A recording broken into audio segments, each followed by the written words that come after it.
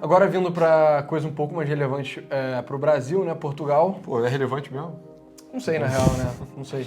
Pô, mas esse, cara, o Império Português, vamos fazer... Esse é o clássico, né? Esse é o único que todo mundo aprendeu na escola 100%, né? Exato. Mas, porra, a gente parou lá, a Península Ibérica tá tomada pelos árabes. O ano é tipo 1100, começa a Reconquista Cristã. Aí o condado portucalense se torna independente lá do Reino da Galícia, desce ali e pega aquela lingueta na ponta da Península Ibérica. É o único país mediterrâneo que não tá no Mediterrâneo, Portugal. Sim. Mas... o que acontece? Portugal também, na época, era o melhor pedaço de terra da Península Ibérica. Era tão rico quanto a Espanha, era pau a pau, assim. É. E a Espanha ainda teve mais dificuldade para se centralizar. Portugal consegue se formar suas fronteiras modernas e se unificar extremamente cedo e sob a liderança de reis militares, entendeu? Exato. Ou seja, que é o tipo de liderança que é mais instintivo, assim, pro homem. Exato. Né? Você vê o cara ganhar a batalha, pô, esse cara manda em mim, então, né? É. E enquanto na Espanha foi uma formação diplomática, mas a gente fala disso depois. Cara, o que acontece com os portugueses quando acaba a Reconquista é que, assim, eles estão ganhando dinheiro, eles são mercadores também, muito hábeis, mas eles não querem parar, entendeu? E o norte da África tinha sido cristão antigamente também. Então não tinha nenhum motivo pra você parar na Península Ibérica, você deveria continuar, entendeu? Exato. Então os caras foram... Aí a história começa as invenções, as maquinações. Por que os portugueses não pararam? Tem gente que é muito materialista e vai falar, eles queriam dinheiro. Sim. Tudo bem, isso é verdade. Vai ter gente que vai pelo lado do LARP, né, que é militar. Não, os portugueses, porque eles eram guerreiros sedentos por mais, entendeu? Tudo bem, isso pode ser verdade também. E tem gente que pode falar que, não, foi pela cruz, né? Eles queriam continuar espalhando o cristianismo, continuar a reconquista. E tudo bem, tá certo também, entendeu? Foram vários motivos, né? Exato, as três coisas são verdadeiras. A verdade é que não tinha nenhum motivo pra parar, eles só tinham motivo pra continuar. Exato. E nenhum é mais, nenhum é menos, ninguém sabe como é que pensava o português naquela época. Se alguém acha que pensa, é maluco que tá querendo te enganar, entendeu? Mas a questão é que os portugueses continuaram expandindo. Aí eles dominaram Ceuta, que é uma cidadezinha ali bem do... norte de Marrocos. Exato, bem do outro lado do Estreito de Gibraltar mesmo. E, se eu não me engano, em 1415. Bem no começo da Exato. E você viu como é cedo, a Espanha nem sonhava em ser uma nação ainda. E aí os portugueses, eles expandem para as ilhas no Atlântico, que foi o que eu falei no vídeo, e eles desenvolvem um sistema de plantation também, né? Então o plantation, que depois vai ser implementado no Brasil, né, no Nordeste, na Espanha, no Caribe, eles inventam esse negócio, que é você faz uma plantação gigante com trabalho escravo, que você não planta comida para ser comida mesmo, você planta... Tipo, você não planta batata, trigo, essas coisas assim, né? Batata nem tinha, mas você planta uma coisa pra vender. Você planta algodão, você planta tabaco, você planta açúcar. Exato, enfim. E aí, cara, eventualmente eles ultrapassam o Cabo Bojador, que é o que separa Marrocos do resto... O início da África subsaariana e, cara, eles continuam. Os portugueses descobrindo, né, que tinha mais pra se conhecer. Na real, eles sabiam, né? No fundo, eles sabiam. Exato. Porque os árabes sabiam também, mas conforme eles foram conseguindo... Aí tem o papel da escola de Sagres, que era uma escola de navegação, que ficava lá em Portugal. Os caras, astrolábio, nau, caravela, uma série de inovações tecnológicas, e aí eles conseguem, aí sim, aí é a novidade, né? Que é passar por baixo da África. Eles passam o Cabo da Boa Esperança. Não, mas eles são o primeiro povo a atravessar o Cabo Bojador ali pra ir de Marrocos pro sul, pra atravessar o Sahel pelo mar. Mas eu imagino que mas eles sabiam que tinha coisa, entendeu? Sim, com certeza. Quando eles deram a volta, que aí foi, isso aqui eu não sabia, entendeu? Exato, E aí eles conseguem chegar às Índias, e aí é importante falar também que os portugueses, quando eles começam a expansão imperialista deles, né, vamos dizer assim, é cedo, e o Brasil é segundo plano total, né? Totalmente, Porque até na divisão do Tratado de Tordesilhas, os portugueses pegaram mais o Oriente, entendeu? Eles estavam mais interessados em fazer dinheiro com a rota para as Índias. Exato. Que era muito mais lucrativa de fato, Com certeza. Inclusive, parece que o motivo que eles negociam um Tratado de Tordesilhas para que ele seja mais... para que ele chegue mais para a esquerda, assim, né? Mais pro ocidente. E não era porque eles sabiam que tinha alguma coisa ali. Eles fazem isso porque para dar a volta na África melhor, você precisa de mais margem, entendeu? Então eles queriam ter certeza de que eles iam ter, tipo, as ilhas ali do meio, que iam ter, etc, sabe? Então eles realmente não estavam pensando no Brasil. Fingindo que iam respeitar, né? Porque eles absolutamente cagaram pra isso depois. Sim, mas enfim. E aí, cara, o Vasco da Gama tem uma história maneira também, dele chegando na Índia... Ele chega na Índia, nos entrepôs comerciais que eles tinham na África, eles levavam lá as coisas de Portugal, que era tipo pele, enfim, os itens comerciais com valor mediano que o pessoal da África não tinha, eles faziam comércio e ficava de boa. Só que na Índia é um lugar extremamente rico, né? Então ele chega com as peles lá de Portugal, com essas coisas, e os indianos falam, cara, eu não quero essa porcaria, entendeu? Vai embora, seu barbudo, branquelo, ridículo, Sujo. entendeu? Tipo, não acredito que você deu essa volta inteira pra chegar com esse bando de porcaria aqui na Índia, sabe? Aí o Vasco da Gama fica tipo, ah é? É isso mesmo? Aí ele entra no barco dele, o barco dele tem canhão, né? Aham. Ele bombardeia tudo, rouba um bando de tempero e volta pra Portugal. A viagem dele não faz lucro, só que aí a partir dele todo mundo ganha lucros estratosféricos. Que a gente falou no vídeo, tempero valia mais do que ouro na Europa na época. Peso a peso. Exato. Que é absurdo. A gente ficou até com dúvida quando a gente viu isso pela primeira vez e a gente confirmou. O peso do tempero valia mais do que ouro, Pois sabe? é. Então, pô, Portugal não tinha o menor interesse em desenvolver o Brasil nesse momento. Inclusive, os portugueses tinham pouquíssimo interesse em ocupar no geral. A metodologia de colonização dos portugueses no início era feitorias. Que é assim, você vai para o barco, constrói uma conversa com quem está ali perto, constrói, vou fazer uma casinha aqui sem isso aqui de comércio, tá? Vou botar 2, 3 portugueses aí para ficar revezando. E aí ir embora. E aí, cara, você vê, isso é interessante porque eu acho que esse mapa aparece pouco no Brasil, que é o mapa de Portugal e suas feitorias, entrepostos comerciais portugueses. E, cara, sei lá, antes de 1600, Portugal tava no mundo inteiro, sabe? Tinha chegado no Japão, na China, na Índia, na Indonésia, tudo. Tava em todo lugar já. E é um negócio impressionante. E o Brasil tava começando a ser povoado, entendeu? Angola e Moçambique, que hoje a gente entende também como irmãozinhos, né? Também são colônias portuguesas, mas a ocupação desses lugares é muito tardia. É no século XIX. Exato, é já na partilha da África, já, Exato, entendeu? Então, os portugueses fizeram um império comercial, assim, fora o Brasil. Exato. Né? E aí, enfim, eventualmente o Dom Sebastião, 1580, ele morre numas batalhas que hoje em dia fala-se que eram batalhas burras em Marrocos. Ele morre muito cedo, não tinha nenhum filho, ninguém para assumir a coroa. E aí os espanhóis, que eram já estavam em 1580, a Espanha já era a principal potência europeia, fala, cara, pô, os portugueses estão aqui do nosso lado dando bobeira, vamos falar que esse trono é nosso e invadir e pegar. E aí foi isso que aconteceu. Aí teve a União Ibérica, que é o que a gente dá pouca ênfase no estudo da história do Brasil. Mas a União Ibérica faz com que boa parte do Império Ultramarino Português seja perdido para a Holanda, quando a Holanda está lutando contra os espanhóis na Guerra de Independência. E aí, em grande parte por causa disso, a Holanda principalmente rouba as feitorias portuguesas lá na Indonésia, né? Extremo Oriente lá. Que é o lugar que dava mais dinheiro. E invade o Brasil também. Exato, invade o Brasil, pega Pernambuco por um tempo. Enfim, e aí é por causa disso, em parte, que Portugal tem que focar mais no Brasil, né? Porque eles perderam a Indonésia lá, que era as Ilhas dos Temperos, né? Perderam o caminho e também a gente vai falar mais de um evento de 1492, Exato. Que atrapalhou também o mercantilismo em Portugal. Mas é uma parada mais da Espanha, mas é em Portugal também. E aí, cara, enfim, acontece um declínio econômico, Portugal passa... A história de Portugal é cheia de cagadas incríveis, né? Que é assim... Depois que a Holanda varre o império colonial vasto dos portugueses, eles milagrosamente encontram ouro no Brasil. A partir do ouro do Brasil, eles se reerguem ali, de certa forma, né? Tem um renascimento assim, da entidade do poderio de Portugal. Mas aí também o ouro acaba. E aí enfim, tem um ensaio do café, que também é uma outra cagada inacreditável. Inclusive, eu tava lendo sobre isso nos livros ali que chegaram novos. Que é, assim, é um projeto, assim, é uma coisa tipo a fundação de Brasília, só que ninguém ia gastar dinheiro, entendeu? Era só... Mas é um negócio, o Brasil vai mudar da noite pro dia, sabe? Sim. Dão essa sorte também, aí depois tem o Napoleão, a independência do Brasil. É. E aí Portugal ainda mantém as colônias dela, as colônias na África até 1970. Só que não eram particularmente úteis, né? Exato, só eram grandes, mas não eram lucrativos. Exato. Mas Portugal lutou a guerra contra o mundo inteiro, cara, por Angola. Você entra na Wikipedia e vê lá, Guerra de Independência de Angola, tipo, a União Soviética e os Estados Unidos defendendo a independência de Caraca, Angola. que loucura. E as tropas do... E, cara, uma coisa super interessante é que Portugal defende a Etiópia do Império Otomano também, porque a Etiópia era um reino cristão, né? Sim. Poucas pessoas sabem disso, mas a Etiópia é cristão desde a época de Jesus, basicamente, né? Sim. E eles estavam ameaçando ser conquistados pelos otomanos, que era uma força imparável, e Portugal ajuda a defender eles, né? Então isso dá a entender como que Portugal realmente se importava pela cristandade, assim, né? Sim. Portugal ter reencontrado esse povo negro cristão, né? A Etiópia tá na Bíblia, né? Pela Exato. rainha de Sabá e tal. E aí deve ter sido interessante, né, quando eles encontraram. Mas enfim, cara, pra dar um ranking...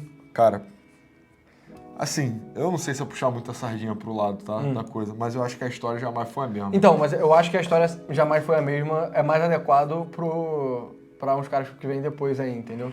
Tem alguns, senão vai ficar saturado, né? Eu acho que vai ficar saturado. Mas e foi quem teve a ideia de... Sim, um português mas comentou. o que realmente muda a história não é dar a volta na África, sacou? O português fez um comentário aí, que é o primeiro império em 2 continentes diferentes. Aí eu pensei, você não tá considerando que a Ásia e a África são continentes, mas tudo bem. Se for o caso, Portugal é o primeiro mesmo, parabéns. Não, cara, mas a Espanha seria antes, pô. Não, pô. Porque o Cristóvão Colombo chega em Cuba em 1492 e Portugal só conquista o Brasil em 1500, entendeu? Conquista o Brasil. Porra. Em 1500. Mas em 1492 eles já estavam povoando? Cara, ele já tinha claimed, né? Tudo bem. Coisa que Portugal também demorou pra povoar. Porra, né? é verdade, cara. O português me engalbelou, então, nos comentários. Tá errado o português. Tá errado de todas as formas Exato, possíveis, cara. exato. Sob nenhum aspecto isso é verdade. Cara, vai lá. Um lendário, então, lendário, porra. é lendário. Cara, é basicamente o que inicia o... a Pérsia tá impedindo aqui de subir. Mas, cara, é o que inicia 500 anos de hegemonia europeia até hoje, basicamente, né? Pô, o colonialismo, o mercantilismo é uma ideia portuguesa, né? Exato. Tudo é português. Mas enfim, aí a Espanha, cara, eles, por causa do... Eu tava vendo o vídeo do Aurélio Schoner hoje, que é um canal excelente do YouTube, Enciclopédia da História aí, pra quem quiser saber mais a fundo, que ele tava falando dos tratados como o Tratado de Tordesilhas ia ser antes, entendeu? Porque originalmente ele era dividido norte e sul, sabe? Era pro norte das ilhas lá do Cabo Verde ficarem com a Espanha e o sul ficar com Portugal. Então, tipo, a Espanha basicamente só ia ficar com a América do Norte, sabe? E aí, os espanhóis deram um jeito de fazer com que ao invés de fosse norte-sul, fosse leste-oeste. Para os portugueses não fazia diferença, porque eles só queriam saber da Índia mesmo, não estavam nem aí para parar de Portugal. E para os espanhóis foi excelente. E o que motivou isso? Foi quando Cristóvão Colombo chegou na América, os portugueses, antes de Cristóvão Colombo partir, eles já tinham os acordos com o Papa que aquele caminho para as Índias pela África era para ser reservado deles, entendeu? E Portugal e a Espanha tinham acordos diplomáticos entre si. Então a Espanha não ia só sair violando tanto a palavra do Papa quanto a palavra de um aliado deles. E aí o que acontece o Cristóvão Colombo, que era genovês, oferece para Portugal, cara, dá para você chegar para a Índia, ao invés de ir pelo sul e dar a volta na África, você consegue só dar a volta no mundo, entendeu? Porque o mundo é pequenininho. Aí o português fica tipo, cara, eu sei o tamanho do mundo, ele não é pequeno, entendeu? Ele é grande pra cacete, não dá pra fazer o que você quer. E aí ele vai lá e chega pros espanhóis e oferece também, e a Isabela de Castela fica meio tipo, cara, isso provavelmente vai dar errado. Mas eu não posso dar a volta na África, porque isso é reservado pra Portugal. Então o que custa dar dinheiro pra esse genovês maluco aí? Ele que vai morrer mesmo, não sou eu. E ele dá dinheiro pro Cristóvão Colombo, ele parte pro Ocidente, que é insano. Ele chega em Cuba, basicamente. Ele acha que ele chegou no Japão, né? Tipo, ou nas Ilhas Molucas lá e tal. Ele volta pra Espanha. Galera, consegui chegar nas Índias. Todo mundo fica tipo, caraca, mano, como é... Tipo, isso é bizarro, isso faz o menor sentido, entendeu? Porque desde a época dos gregos, ninguém sabe o tamanho da Terra, mais ou menos. Sim. Aí depois ele volta lá mais vezes. Fazem um tratado de Tordesilhas, reservam a América pra eles colonizarem. E aí depois ele percebe que, isso aqui é outro continente, entendeu? É outra parada, né? E aí acontece o que a gente já descreveu do Império Inca e do Azteca, não precisa repetir. Sim. E antes disso mesmo, os espanhóis só se formam definitivamente, né? Eles terminam, os árabes são expulsos da península definitivamente só em 1492. É no mesmo ano que Cristóvão Colombo dá a 1492 é o ano de tudo, cara. Caraca. É o ano da Reconquista, é o ano... Descobrimento da América. Descobrimento da América, e é o ano onde a Isabela também expulsa os judeus da Península Ibérica. Eles vão parar lá na Turquia. E eles vão parar no próximo império também, entendeu? É verdade, né? Os Spinoza e tal. Então, cara, 1492 é assim, um dos anos mais importantes da história da humanidade, porque vai pautar os 2 ou 3 próximos, entendeu? Cara, a Espanha se une e ela domina os astecas e os incas, e o interesse principal dela... E ela se dá bem, né? Porque os portugueses fazem um negócio mais difícil e mais lucrativo, se dão mal, mas a Espanha vai no seguro, né? Deu uma sorte bizarra. Exato. Cara, no Peru ou na Bolívia tem literalmente uma montanha que era feita de prata, entendeu? Exato. Que é Potosí. parece que o nome era Cerro de la Prata, um negócio assim, que é literalmente uma montanha feita de prata, entendeu? E é lá que eles fazem a mita e escravizam vários índios e tal. Parece que tem prata até hoje em Potosí, cara. Nego se mata até hoje lá na Nego se montanha. mata até hoje em Potosí pra extrair a prata. E nos astecas tem ouro, né? Nos Então, astecas pô, tem não ouro. faltou nada. Isso os portugueses devem... Alega-se, né? Que eles ficaram chorando muito tempo, porque assim, pô, os espanhóis acharam e a gente... Agora, a gente achou que ia vender temperos, os espanhóis acharam ouro. Agora a gente tá sem tempero, os caras ainda tão ricos, sabe? Exato. E é isso que incentivou, assim, meio que uma corrida ao ouro, um interesse da coroa portuguesa a procurar ouro no Brasil. Que é tipo, pô, se tem lá, tem cá, não é Exato, possível, é. entendeu? E aí, cara, tem muita gente que fica nesse negócio de o Cristóvão não descobriu a América, já tinha pessoas aqui e tal. Tipo, cara, isso tá certo do ponto de vista mais de tecnicalidade burra imaginável, entendeu? Porque o que o Cristóvão Colombo fez não foi povoar um lugar que não tinha ninguém. Ele conectou o velho mundo com o novo mundo, Exato, entendeu? exato. Ele é a primeira pessoa da Eurásia, basicamente. Os vikings chegaram lá. Tá bom, eles chegaram, mas não fizeram nada, entendeu?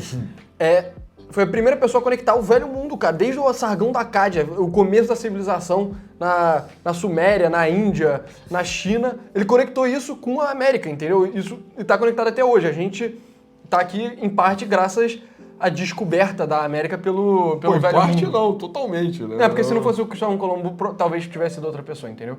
Ia ter sido Pedro Álvares Cabral, na real. tudo bem. Mas Enfim, é o interesse dos caras de atravessar o oceano, Exato. entendeu? Então, cara, isso é uma coisa que absolutamente muda pra sempre a história da humanidade. E, cara, catapulta os europeus pra serem os dominadores do mundo nos próximos 500 anos, entendeu? Seriam os caras que descobrem, né? Justamente o que vai diferenciar Exato. eles. Mas não é só ser os caras que descobrem, né? Porque Portugal e Espanha provavelmente tiveram as empreitadas coloniais mais lucrativas de todas as... Porque tem mais 3 países europeus aí pra aparecer. Não, 4, a Rússia não vale, mas tem Holanda, Reino Unido e França. Os 3 aí também tiveram empreitadas coloniais que foram muito menos lucrativas do que os espanhóis e os portugueses fizeram. Mas eles são países muito mais ricos hoje. Exato. Entendeu? Que também traz a reflexão assim. Que, tipo, cara, quão importante foi o colonialismo pra a Europa ser o que ela é hoje? Exato. Isso não é uma coisa mais de instituições, né? E aí tem um canal que a gente gosta muito, que é de um cara chamado Manual da Economia, que ele é brasileiro e gaúcho, e ele fez um vídeo exatamente falando sobre isso. Como que, cara, não foi esse extrativismo que fez com que os europeus ficassem ricos, foram instituições que eles desenvolveram, que quando a gente chegar na Holanda a gente vai falar. Mais tardiamente. E a questão é que o ouro, na verdade, e a prata geraram uma dependência da economia espanhola, né? Porque assim, economia também é um jogo de direito de mira, né? Tipo, você vai onde dá mais lucro, as pessoas têm incentivo ajustado para ir onde dá mais lucro. Tem algo mais lucrativo que tirar ouro do chão? Tirar prata de uma montanha literalmente feita de prata, Exato. com trabalho escravo, Exato. que já tá lá, você não precisa nem importar ele da África, entendeu? Você só precisa arrumar um cargo lá e começar a dar ordem, né? Exato. Então, cara, isso acabou trazendo um apequenamento da parte que, enfim, que ia ser importante para a economia nos próximos séculos. Então, Portugal e Espanha não desenvolveram muita manufatura, ou capacidade de produção.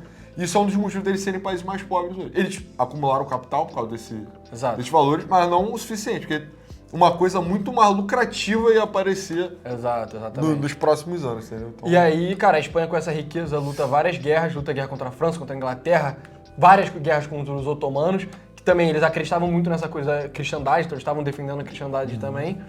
Eles eram, por muito tempo, o imperador do Sacro Império era rei da Espanha, que é o também. Carlos V, que foi um dos monarcas. Ele tinha um império mais poderoso da Europa da época, mas ao mesmo tempo era o mais difícil de gerir. E ele conseguiu gerir magnificamente bem, na minha opinião, guardadas as devidas proporções.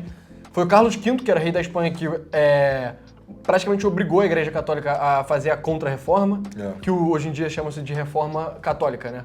Foi no Império Espanhol que começou os jesuítas também. Então, tipo, cara, o Império Espanhol realmente foi bizarramente poderoso. E aí, depois de um tempo,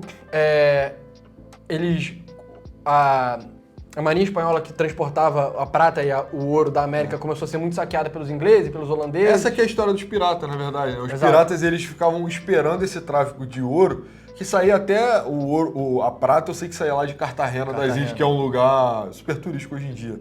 E aí é também um lugar fortificado. Então os caras ficavam ali no Caribe esperando o navio sair pra atacar, entendeu? Essa que é toda a história do Piratas do Caribe, etc. Exato. E aí, cara, eventualmente eles se ferram, a armada espanhola é destruída pela marinha britânica, e aí daí é um pouco ladeira abaixo. Pouco não, muito ladeira abaixo.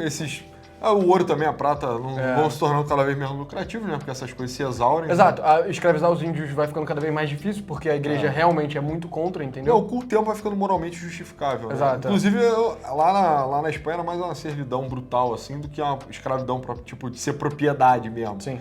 Mas isso também vai ficando, num ponto de vista moral, cada vez mais condenável. E, cara, o Império Espanhol, ele atinge uma crista de poder muito alta, mas ele tem uma decadência relativamente lenta, assim, né? Porque eles só propriamente perdem as colônias com o Napoleão também. O Napoleão é um cara que mexe o mundo, a história do mundo, assim, sem comentário. Mas, enfim, que a gente ainda vai falar. Mas quando ele ocupa a Espanha, coloca o irmão dele, ele tinha essa capacidade também de colocar esses ideais liberais para girar na sociedade. E aí, quando isso começou a acontecer na Espanha, ter a Revolução de Cádiz, ao mesmo tempo o Bolívar tinha ocupado aqui toda a Europa e tal. E era difícil você defender a América quando o seu inimigo era a Inglaterra, que literalmente controlava os mares, né? Exatamente. Então, cara, aí, enfim, todas as colônias conseguem se tornar independentes, assim, praticamente ao mesmo tempo, sabe? Por questão de meses, 1 ano, 2 anos de diferença. E aí a Espanha perde o grosso do império dela rápido. E é por causa do Napoleão, entendeu? Exato. E aí sobra só Cuba, Filipinas e Porto Rico, que eles perdem para os americanos depois. Exato. E uma coisa também importante dos espanhóis. Filipinas, né? Muita gente fala que os portugueses violaram o Tratado de Tordesilhas conquistando São Paulo e o resto do Brasil. Só que os espanhóis violaram o Tratado de Tordesilhas antes, porque Filipinas era para estar dentro do pedaço português, sabe? Tudo bem. A gente saiu no lucro, que as Filipinas, não sei nem o que produz lá, mas aqui... Mas tem gente pra cacete nas Filipinas, tem tipo 150 milhões de pessoas. Aqui tem soja pra cacete. Prefiro... Enfim, não sei o que tem nas Filipinas. Pois é. Na real, tem uma parada que a gente sabe que tava nas Filipinas e que não tá mais, né? Enfim. Depois você me explica isso aí. Tá sendo usado pra custear certos projetos globais. Tá. Enfim. Tá. Mas, cara, é isso o Império Espanhol, né? Cara, na minha opinião, pelo fato deles terem efetivamente achado a América, tem que ser a história jamais foi a mesma. Sabe? Puta, você vai tirar isso dos portugueses, mas tudo bem. Eu vou tirar e vou botar neles. Eu vou botar na frente da Mongólia, porque... Só que atrás do Alexandre o Grande, Não, mano. cara, atrás da Eles Mongólia. conquistaram a América, Peste mano. negra, Se não mano. fosse pela Espanha, a gente não estaria nem aqui, Não, brother. cara. Se não fosse pela Mongólia, eu também não estaria aqui, não. Não sei explicar por qual motivo, mas provavelmente não, entendeu? Mas a Espanha é mais próximo, entendeu? Tipo, o caminho mecanístico lógico é mais direto, entendeu? Entendi. Enfim. É isso. E aí, a Holanda, né? O que foi? Tá olhando o ranking aí, cara? Você acha que tá errado? Não. Enfim. Aí falando Eu acho que tá, mas tudo bem. É... A Espanha é mais importante que Portugal, não sou nenhuma métrica. Pro Brasil, principalmente. Tá bom, mas isso é sobre o mundo, pô. A história jamais foi a mesma, a história da humanidade, não é a história do Brasil. Portugal, pô. Portugal é um lugar maneiro, o Cristiano Ronaldo joga muita bola, tá ligado? Pois é, pô. O Messi nasceu no México, no Caribe ou na América do Sul, descoberto pelos portugueses? Mas foi literalmente na América Espanhola. Esse é o pior argumento que alguém podia fazer em defesa do Império Português. Mas quem descobriu a América do Sul foi Portugal, pô. O Messi habla que língua. Pô. Por detalhe que ele não fala português. Enfim, tudo bem. Holanda. Cara, é interessante, né? Que aí já entra um novo estágio da colonização. Por mais que sejam todos impérios coloniais, aí já é uma pegada um pouco mais diferente. A Holanda fazia parte do Império Espanhol, né? Então o Império Espanhol poderia ter sido mais magnífico ainda. Só que isso, enfim, por questões ginásticas que não vale a pena, coisa de idade média e tal, tem nada a ver com os impérios. Mas a Holanda era um lugar desunido, que estava unido por circunstâncias da coroa espanhola. E em 1492, quando a Espanha expulsa os judeus da Península Ibérica, boa parte dos judeus vai para Holanda, alguns vão para outros lugares do mundo também, enfim, vão para o Império Otomano, mas a grossa maioria vai para os Países Baixos, que era um lugar de pluralidade religiosa. E um lugar de comércio também, né? Exato. Que é a atividade que os judeus fazem. Exato. E, enfim, lá, assim, alguns aninhos depois vai ser também um ponto de reformação e tal. Que é central para entender a história da Holanda. Exato. Então, lá vai virar um dos centros reformados e tal. A igreja reformada é muito tradicional na Holanda até hoje. Isso ajuda também a solidificar essa cabeça capitalística, né? Essa é até, inclusive, a tese do Weber, né? Que eu acho que é completamente errada, mas tudo bem. Sim, mas que é aclamada globalmente, né? E então a ética protestante se desenvolve na Holanda, em parte também por influência desses judeus e alguns cristãos novos também que vão para lá. Cara, a Holanda é o primeiro país a inventar mercado de ações, né, cara? E... Qual é o que você falou? A empresa... Empresa aberta, né? Empresa aberta em bolsa, né? Exato. Então, cara, isso dá pra eles um trunfo, que é a capacidade de reunir capital. Exato. Mais fácil do que todo mundo, sem precisar centralizar. Então, entendeu? desde o começo do vídeo a gente tá falando, cara, uma das vantagens do Império é que você consegue ter uma estrutura grande o suficiente pra juntar capital e te deixa fazer grandes empreendimentos. Só que os holandeses, eles... Você fica, cara, a Holanda é um país pequenininho, por que eles estão nessa lista? Justamente por causa dessa inovação, entendeu? Eles conseguiram pensar uma inovação legal, basicamente, que permitiu juntar grande quantidade de capital para você fazer empreitadas comerciais monumentais que só grandes reinados conseguiam fazer, que é o caso da Espanha e o caso de Portugal, entendeu? Que é quando a gente supera a etapa econômica do mercantilismo, né? Que aí o mercantilismo, quem era a cabeça da atividade empresária era o próprio corpo do Estado. Era então, a coroa. Exato. Então é tipo assim, as companhias comerciais eram estatais, basicamente, eram apontadas lá os queridos da coroa, etc. E agora, nessa nova etapa da Holanda, que a Holanda vai inaugurar, salve-se quem puder, entendeu? Mais ou menos, né? Porque as companhias, elas ainda têm... De capital misto, enfim, tem alguma influência. Não, mas não é nem isso, é que elas têm monopólio, né? Tipo, a Companhia das Índias Orientais era a única empresa que podia fazer comércio na Índia. Mas qualquer holandês podia participar, né? Exato. Entendeu? Então essa que é a grande diferença. Sim. Não precisa mais ser coordenado pelo Estado. Então pode ser também uma coisa mais meritocrática, ou mais um espírito mais aberto, de gestão. E aí, cara, os holandeses também acabam... Eventualmente, eles querem poder professar a fé deles de forma independente, né? Que é a fé reformada. Os espanhóis não deixam, porque era um império eminentemente católico. E aí eles entram numa guerra longa de independência, onde os holandeses, sem muita opção, né, do que fazer, porque esses países estão bem longe, né, tem uma França de distância, eles acabam dilacerando o império colonial português e o espanhol também. Sim. Entendeu? Mas mais o português, porque era o elo mais fraco da corrente. E aí, eventualmente, eles conseguem, né, fechar um acordo de paz, que seja. E a independência da Holanda é o motivo pelo qual, e essa destruição do império colonial português, que os portugueses resolvem lutar pela independência da Espanha também, sabe? Então, talvez se a Espanha não tivesse tornado a independência, Portugal teria sido lentamente integrado ao reino espanhol. O Aragão foi, né? Exato, que o Aragão foi. Exato. Então, talvez se não fosse por isso, a gente estaria falando espanhol agora, entendeu? Você tem que agradecer aos holandeses. Você que é brasileiro, católico, cara, você tem que agradecer a um bando de cristão calvinista reformado para você ter sua identidade nacional, senão você estaria falando espanhol. Qual é a religião do Sargão da Acádia? Eu vou ter que... Todo mundo... Mas essa que é a grande lição desse vídeo, entendeu? É que, tipo assim, é a história humana, você não tem lado disso. Aconteceu, entendeu? É passado. Não, nossa, o Império Espanhol, não sei o que, o Império Otomano. Não, cara, aconteceu, entendeu? Já foi. Enfim. Mas enfim, e aí uma coisa relevante da Holanda também é que a invenção da Bolsa de Valores, né, e das empresas limitadas, basicamente, cara, isso é uma inovação legal, tá? Então, isso tem a ver com o Estado, tem a ver com as leis do Estado. Então, as pessoas que são anarcocapitalistas falam, mas o capitalismo não poderia existir sem o Estado. Cara, não poderia, porque ninguém ia juntar... O motivo que ninguém conseguiu juntar a grande quantidade de capitais independentes do Estado antes é porque você não tinha meio que a segurança jurídica para fazer isso, entendeu? Sim. Isso conseguiu acontecer na Holanda porque a Holanda virou uma sociedade com um sistema legal extremamente justo, assim, extremamente aplicado de forma imparcial e consistente, sabe? Então, tudo bem, eu entendo que o Estado hoje em dia atrapalha muito o capitalismo, mas na formação do capitalismo, que isso é uma peça-chave, né? Exato. Cara, você tem que agradecer uma inovação legal, uma inovação jurídica feita por holandeses com relação no Estado. As grandes navegações não teriam começado sem o Estado, né? Exato. Principalmente, assim, porque... Enfim, a forma como as coisas se organizam. Cara, o Império Colonial Holandês é um negócio assim... Não é um negócio impressionante, é um negócio bem modesto, sabe? É mais uma parada de comércio mesmo, mas eles são as pessoas que fundam Nova York. E existe a colônia... Enfim, tem alguns ex-presidentes americanos que têm ascendência holandesa até hoje. Martin Van Buren. Exato, principalmente ele. E aquele gordão também. O Taft? O Taft, ele é meio holandês. Enfim, os caras fundaram Nova York, porra. Se isso não tem a ver também com a mentalidade da cidade, né? Faz um pouco de sentido. Mas eles vão perder isso pra Inglaterra eventualmente. E aí, eventualmente, várias pessoas comentaram no vídeo, e o Império japonês, né? Porque o Império japonês, ele conquista a Indonésia da Holanda na Segunda Guerra Mundial. A gente não incluiu isso porque isso é breve, isso é rápido. Não tem impacto nenhum na Indonésia. Cara, a experiência colonial da Holanda na Indonésia foi praticamente irrelevante para a própria Holanda, entendeu? Porque já não era mais tão lucrativo quanto fora no passado. Na época do imperialismo, o governo holandês aprofunda o processo colonial lá na Indonésia, e aí fica uma coisa mais brutal e tal. Tem algumas...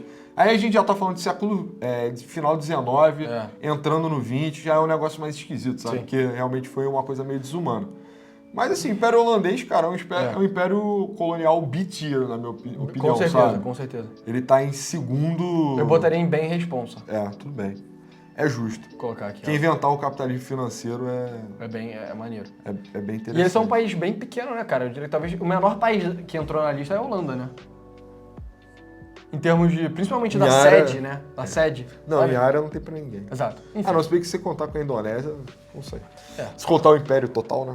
Mas enfim, e aí, cara, China, agora mudando bastante aí a pegada, depois a gente vai voltar no colonialismo. Porra, essa China, de repente valia a pena pular direto pro britânico, pessoal. Joga a China Vamos lá jogar pra a China Rússia. lá pra Rússia, é isso aí.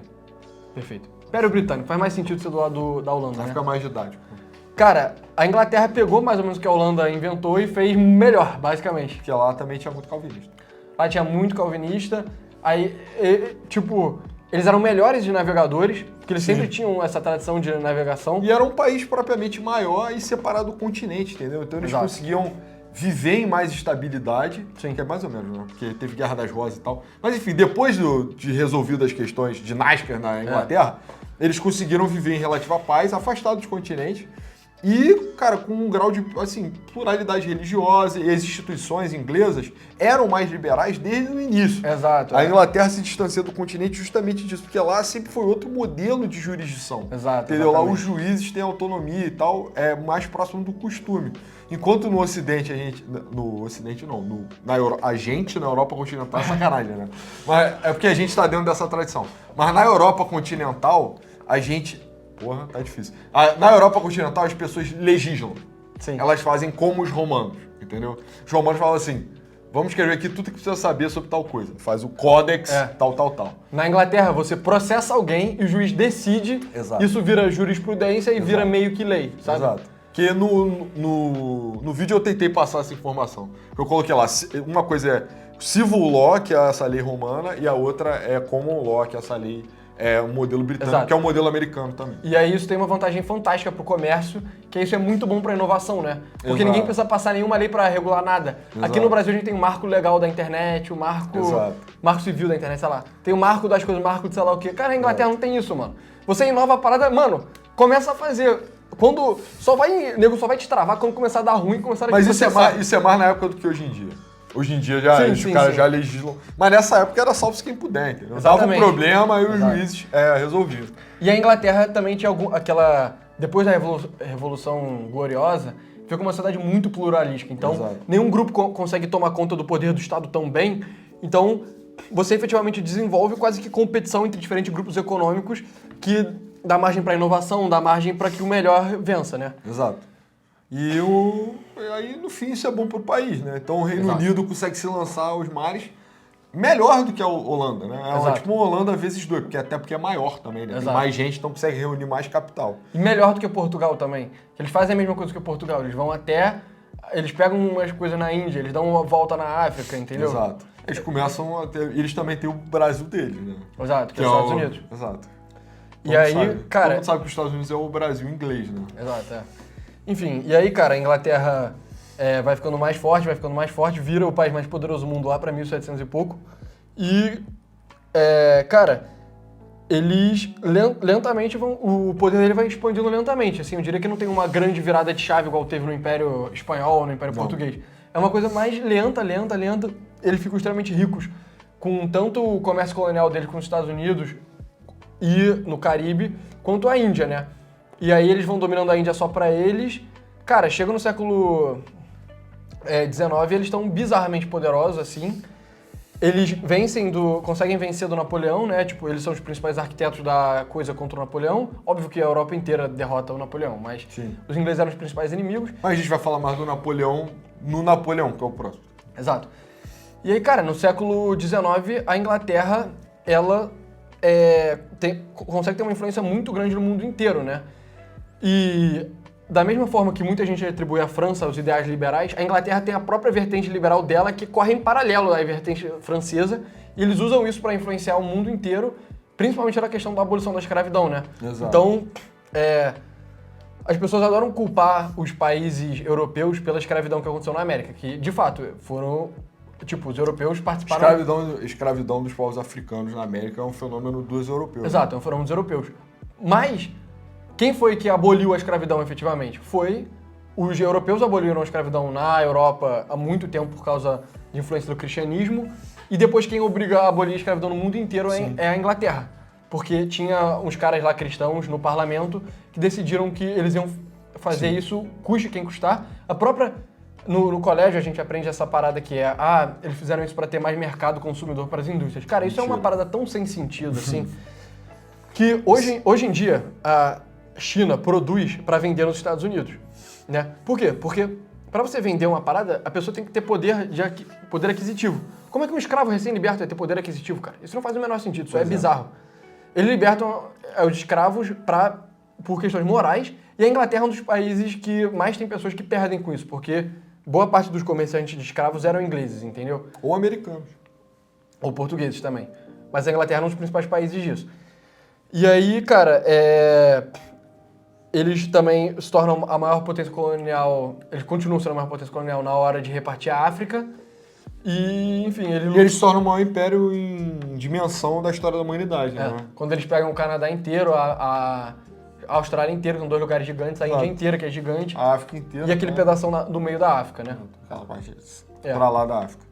Então, cara, o Império Britânico... E o Império Britânico pulou, né? Mas o Império Britânico dá um outro plus, né? Que ele consegue... ele desenvolve, né, o processo fabril baseado a vapor, né? Baseado no vapor. Ele tem a Revolução Industrial muito antes de todo mundo, entendeu? Exato. Então ele tem um turbo na capacidade de produtividade dele ridículo. E aí ele começa a produzir tudo muito mais barato. Os produtos da ilha, eles alagam o continente. Então a Inglaterra até hoje tem essa relação engraçada de comércio com o continente, fora do continente, que motivou o Brexit. Mas nessa época aí, os ingleses conseguiram varrer as empresas do mundo inteiro. Do mundo inteiro não, né? Da Europa inteira, pelo menos. Porque se tornou muito mais barato produzir. E aí eles conseguiram acumular muito mais capital. Isso junto das tecnologias, essas técnicas financeiras que os holandeses tinham inventado já. Acabou sendo melhor ainda na Inglaterra, porque a Inglaterra era quem tinha mais dinheiro, né? Exato. E agora tinha coisas mais lucrativas a serem feitas também, né? Exato. Você não precisava mais de um tear e tal, agora um tear a vapor e tal.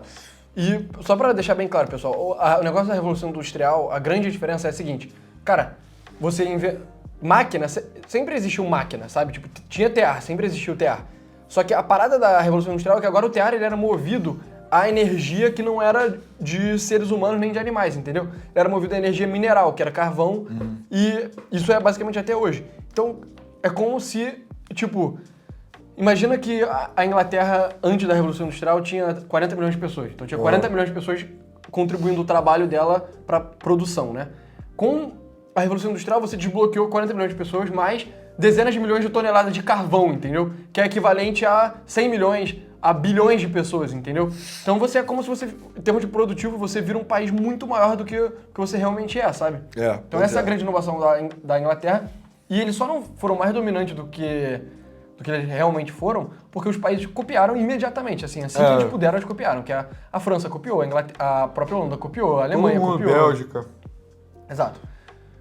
Então, mas eles foram os caras que tiveram a ideia, né? Exato. Os caras que puxaram toda essa linha, essa primeira industrialização, eles puxaram tudo, assim, todas as tecnologias. Exato. Isso em grande parte aconteceu porque a Inglaterra era uma sociedade pluralística que nenhum grupo controlava o poder o suficiente para conseguir, tipo, meio que afagar o outro grupo, sacou?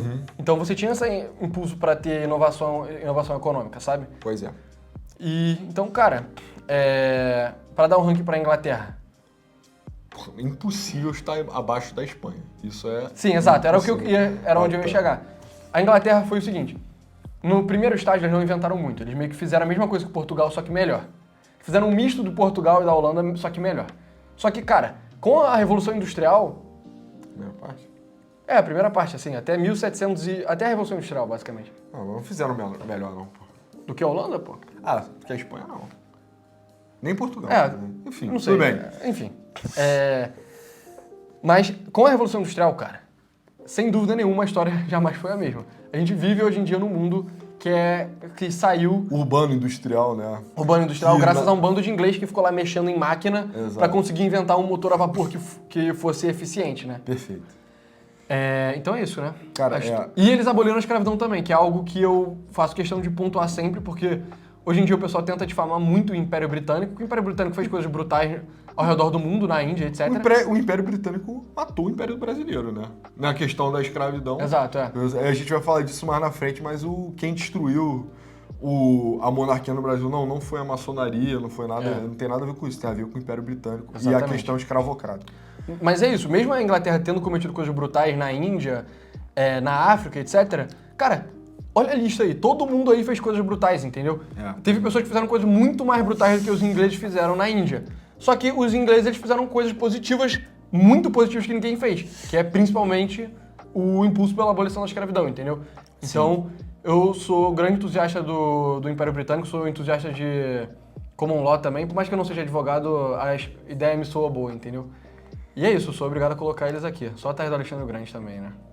Cara, eu nem Você sei. quer colocar na Eu frente? nem sei, porque eu acho que a Revolução Industrial é tão disruptivo quanto a invenção da agricultura, sabe? Realmente, né? Ou até mais, inclusive. Quer colocar Mas aqui? não, acho que abaixo de Roma, cara. Tá.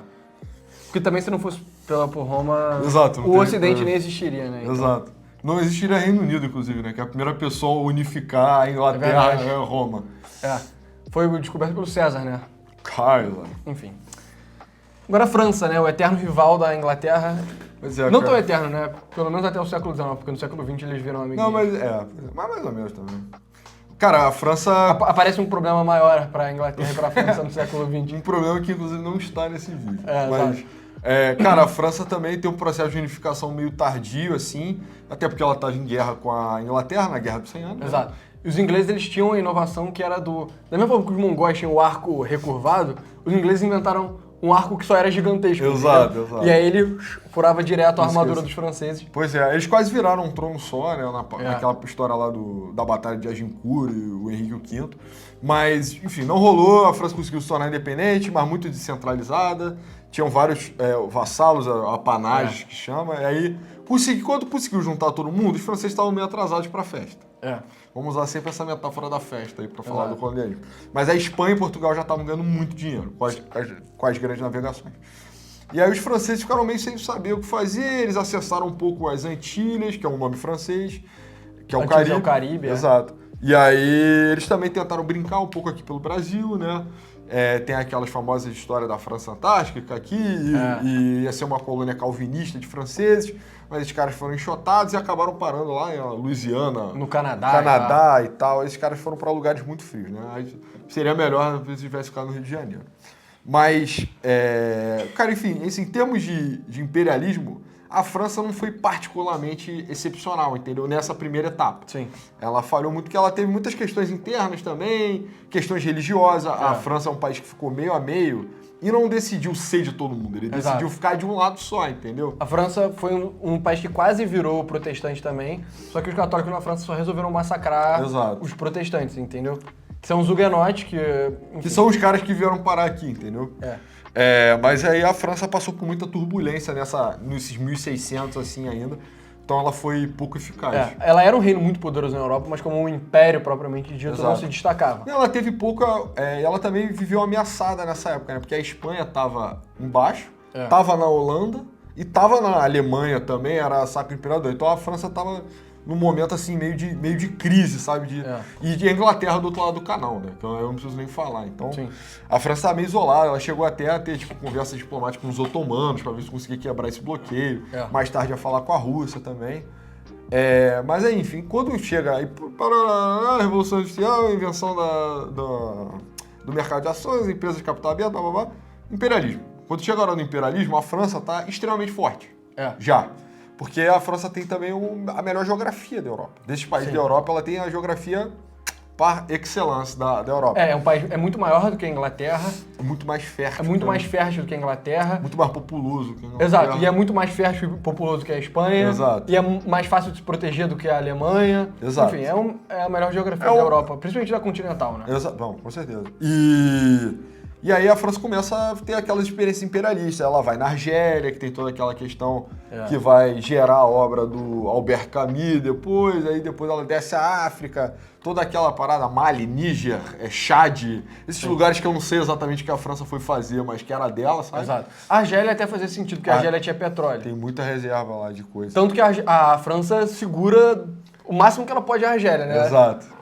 E ela continua também, tem as possessões lá no Pacífico. Isso aí mais para querer imitar a Inglaterra, né? Porque a Inglaterra tinha ilha no mundo inteiro, a França também tem as coisas lá no Tahiti, por ali.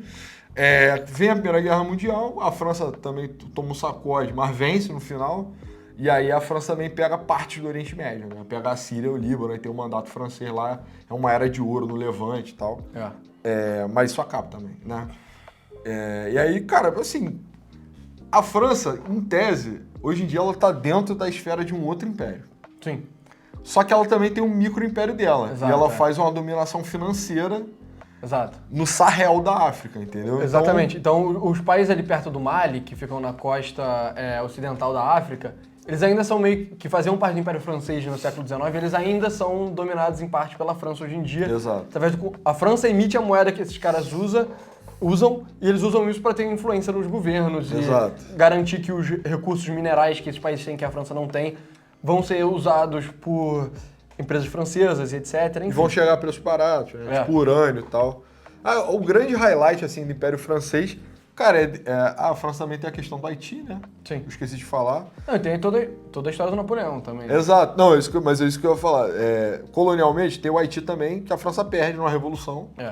E tem o ápice, provavelmente, a vida do Napoleão, né, cara? Que a França tem a Revolução... Não sei se vale a pena aprofundar tanto em Revolução Francesa nesse vídeo, mas a França, enfim, desenvolve um pensamento liberal, assim, com vários pensadores e tal. Tem um renascimento, assim, de valores clássicos.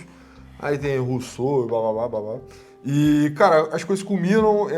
Tem um processo revolucionário na França, que é guiado por uma classe, assim... burguesa, baixa nobreza, mais esclarecida, assim. As coisas degringolam, como toda revolução, a ala mais violenta acaba prevalecendo. Exato. O rei é assassinado em circunstâncias que as pessoas entendem muito pouco, isso é chocante, ele é traumático para a Europa inteira. A França, esse governo continua matando, mata muito. Aí tem guerras de coalizão, a Europa inteira está chocada com o que aconteceu, tenta acabar com a França. Eventualmente emerge o Napoleão. Exato. Aí tem o governo, aí tem o governo conservador. No meio, quando a bagunça não parece que vai ter jeito mais, é sempre assim. Aí surge um cara que é tipo. É um cara com um punho de ferro, assim, que consegue estabilizar, que é o Napoleão, né? O Napoleão, que eu diria que dessa lista aí, cara, o Império Romano e o Império Macedônico tem dois dos maiores generais da história da humanidade. O único que compete é o Napoleão, entendeu? Que talvez supere. Talvez não, mas talvez supere. Não sei. Talvez. E aí, cara, o negócio é o seguinte, o Napoleão... Eu não sei exatamente quais foram as inovações militares do Napoleão, se alguém souber em mais detalhe pode até falar. Mobilidade, mas dessa vez de artilharia. Exato. Eu sei que tem a ver com artilharia, porque eu sei que ele originalmente era general de artilharia. Isso. E a impressão que eu tenho é que ele aumenta muito o exército francês também. Mas isso é a Revolução Francesa que permite conscrição, quer dizer, o recrutamento em massa, né? Porque antigamente era... Na monarquia você não podia, tipo, você podia, mas você não conseguia fazer isso no país inteiro. Agora você podia baixar um decreto... E a França tinha vantagem que tinha passado pelo Luís XIV, que tinha centralizado muito o governo nele. Exato. Então, o governo da França era muito centralizado. Então, para você puxar gente do país inteiro, era mais fácil na França do que seria na Espanha e com certeza do que seria no Império Sacro Império, entendeu? Exato. Então agora o Napoleão se aproveitou do recrutamento em massa, que é uma parada desbloqueada na Revolução Francesa. O Estado ganha mais autoridade. Mas a grande parada dele é a mobilidade de artilharia, entendeu? É onde ele conseguia mexer os canhões com mais facilidade. E mobilidade no geral também. O Napoleão é um cara famoso por, tipo, marchas extremamente rápidas. Tipo, cara, não é possível que ele vai fazer isso. Mas se ele acontecer, ele vai destruir a gente. Ele ia lá e fazia, sabe? Então, ele era um cara também de muita agilidade, assim. Era a grande parada dele. Pô, ele dominou, cara. Ele botou a Europa de joelhos, assim, né? Humilhou várias vezes Prússia, Áustria, Inglaterra, Espanha, Rússia. Assim, não sobrou ninguém, cara. O cara tem 36 batalhas, tem 36 vitórias, né? Militares. Isso são batalhas que ele coordenou pessoalmente. Exato. Né? Ele não era um cara de linha de frente igual o Alexandre o Grande, né? O Alexandre é um cara que... Mas ele também não era um cara covarde. Exato. Mas ele não era, tipo, o Alexandre o Grande no flanco da cavalaria contra os persas, sabe? Mas era assim, tava ali na meiuca e tal. Cara, o downfall do Alexandre não. O Alexandre nunca teve downfall. Mas o downfall do Napoleão é na Rússia, né? Questão de suprimentos e tal, os russos fazem essa questão de... Ele vai com um exército absolutamente gigantesco de 600 mil homens na Rússia. A Rússia só destrói tudo e foge para o interior. Guerra de atrito. A famosa guerra de atrito. Que é um pouco o que os mongóis e as tribos nômades faziam, né? Que é tipo, você vai atacar a tribo nômade, eles só voltam, entendeu? Exato. Aí você vai atacar eles voltam. Quando você vê, você tá lá no interior da Mongólia, Exato. você tá com uma linha de suprimento gigantesca e você se ferrou, entendeu? E aí tem outras questões, tem aquele negócio, os uniformes dos soldados franceses usavam botões feitos de estanho. Sim. E o estanho, numa temperatura muito baixa, tipo a Rússia, se esfarela. E aí os caras não conseguiam nem fechar a casaca, entendeu? Então, tipo, o frio que já era bizarro, era um negócio, assim, de outro nível. Os caras não podiam ir no banheiro, senão congelava e tal. Essas histórias todas aí da campanha francesa na Rússia. Aí o Napoleão volta com, acho que 15% do contingente que ele foi, e aí ele já tá muito fraco, né? Tá muito depletado o exército dele. Ele é derrotado na primeira vez, aí vai pra... Elba, né? Exílio na ilha de Elba, que é uma ilha pequenininha perto da costa da França no Mediterrâneo. E aí depois ele é traficado, volta, consegue converter um exército só com um discurso. Aí com o exército ele vence algumas outras batalhas e tal, acumula junto ao exército francês de novo. E aí ele perde definitivamente em Waterloo. Exato. E aí o Reino Unido realmente consegue se manter como hegemônico. Mas a consequência é que o Napoleão acabou espalhando as ideias da Revolução Francesa pela Europa inteira. Sim. Ele ferrou definitivamente a Espanha para sempre, basicamente. A Espanha até hoje não conseguiu se reerguer dos problemas, dos ideais revolucionários franceses que foram implantados lá pelo Napoleão. E é isso, cara. E o Brasil se tornou rei. Se tornou reino também por consequência do Napoleão, né? Sim. A Alemanha e a Itália se uniram, sei lá quantos anos depois, acho que uns 80 anos depois, porque o Napoleão também foi quem pensou isso pela primeira vez, montou confederações nessas duas regiões. Exato. Então, também um pouco isso. Eu falo também que a ascensão do liberalismo na Rússia, a Rússia se tornou um país mais liberal depois da invasão do Napoleão. Tem vários, assim... Sim. Os efeitos de cauda longa da era napoleônica são, tipo assim, é um negócio quase infinito, sabe? Exato. Cara, dito isso, né? Dito isso, pra ranquear. Cara,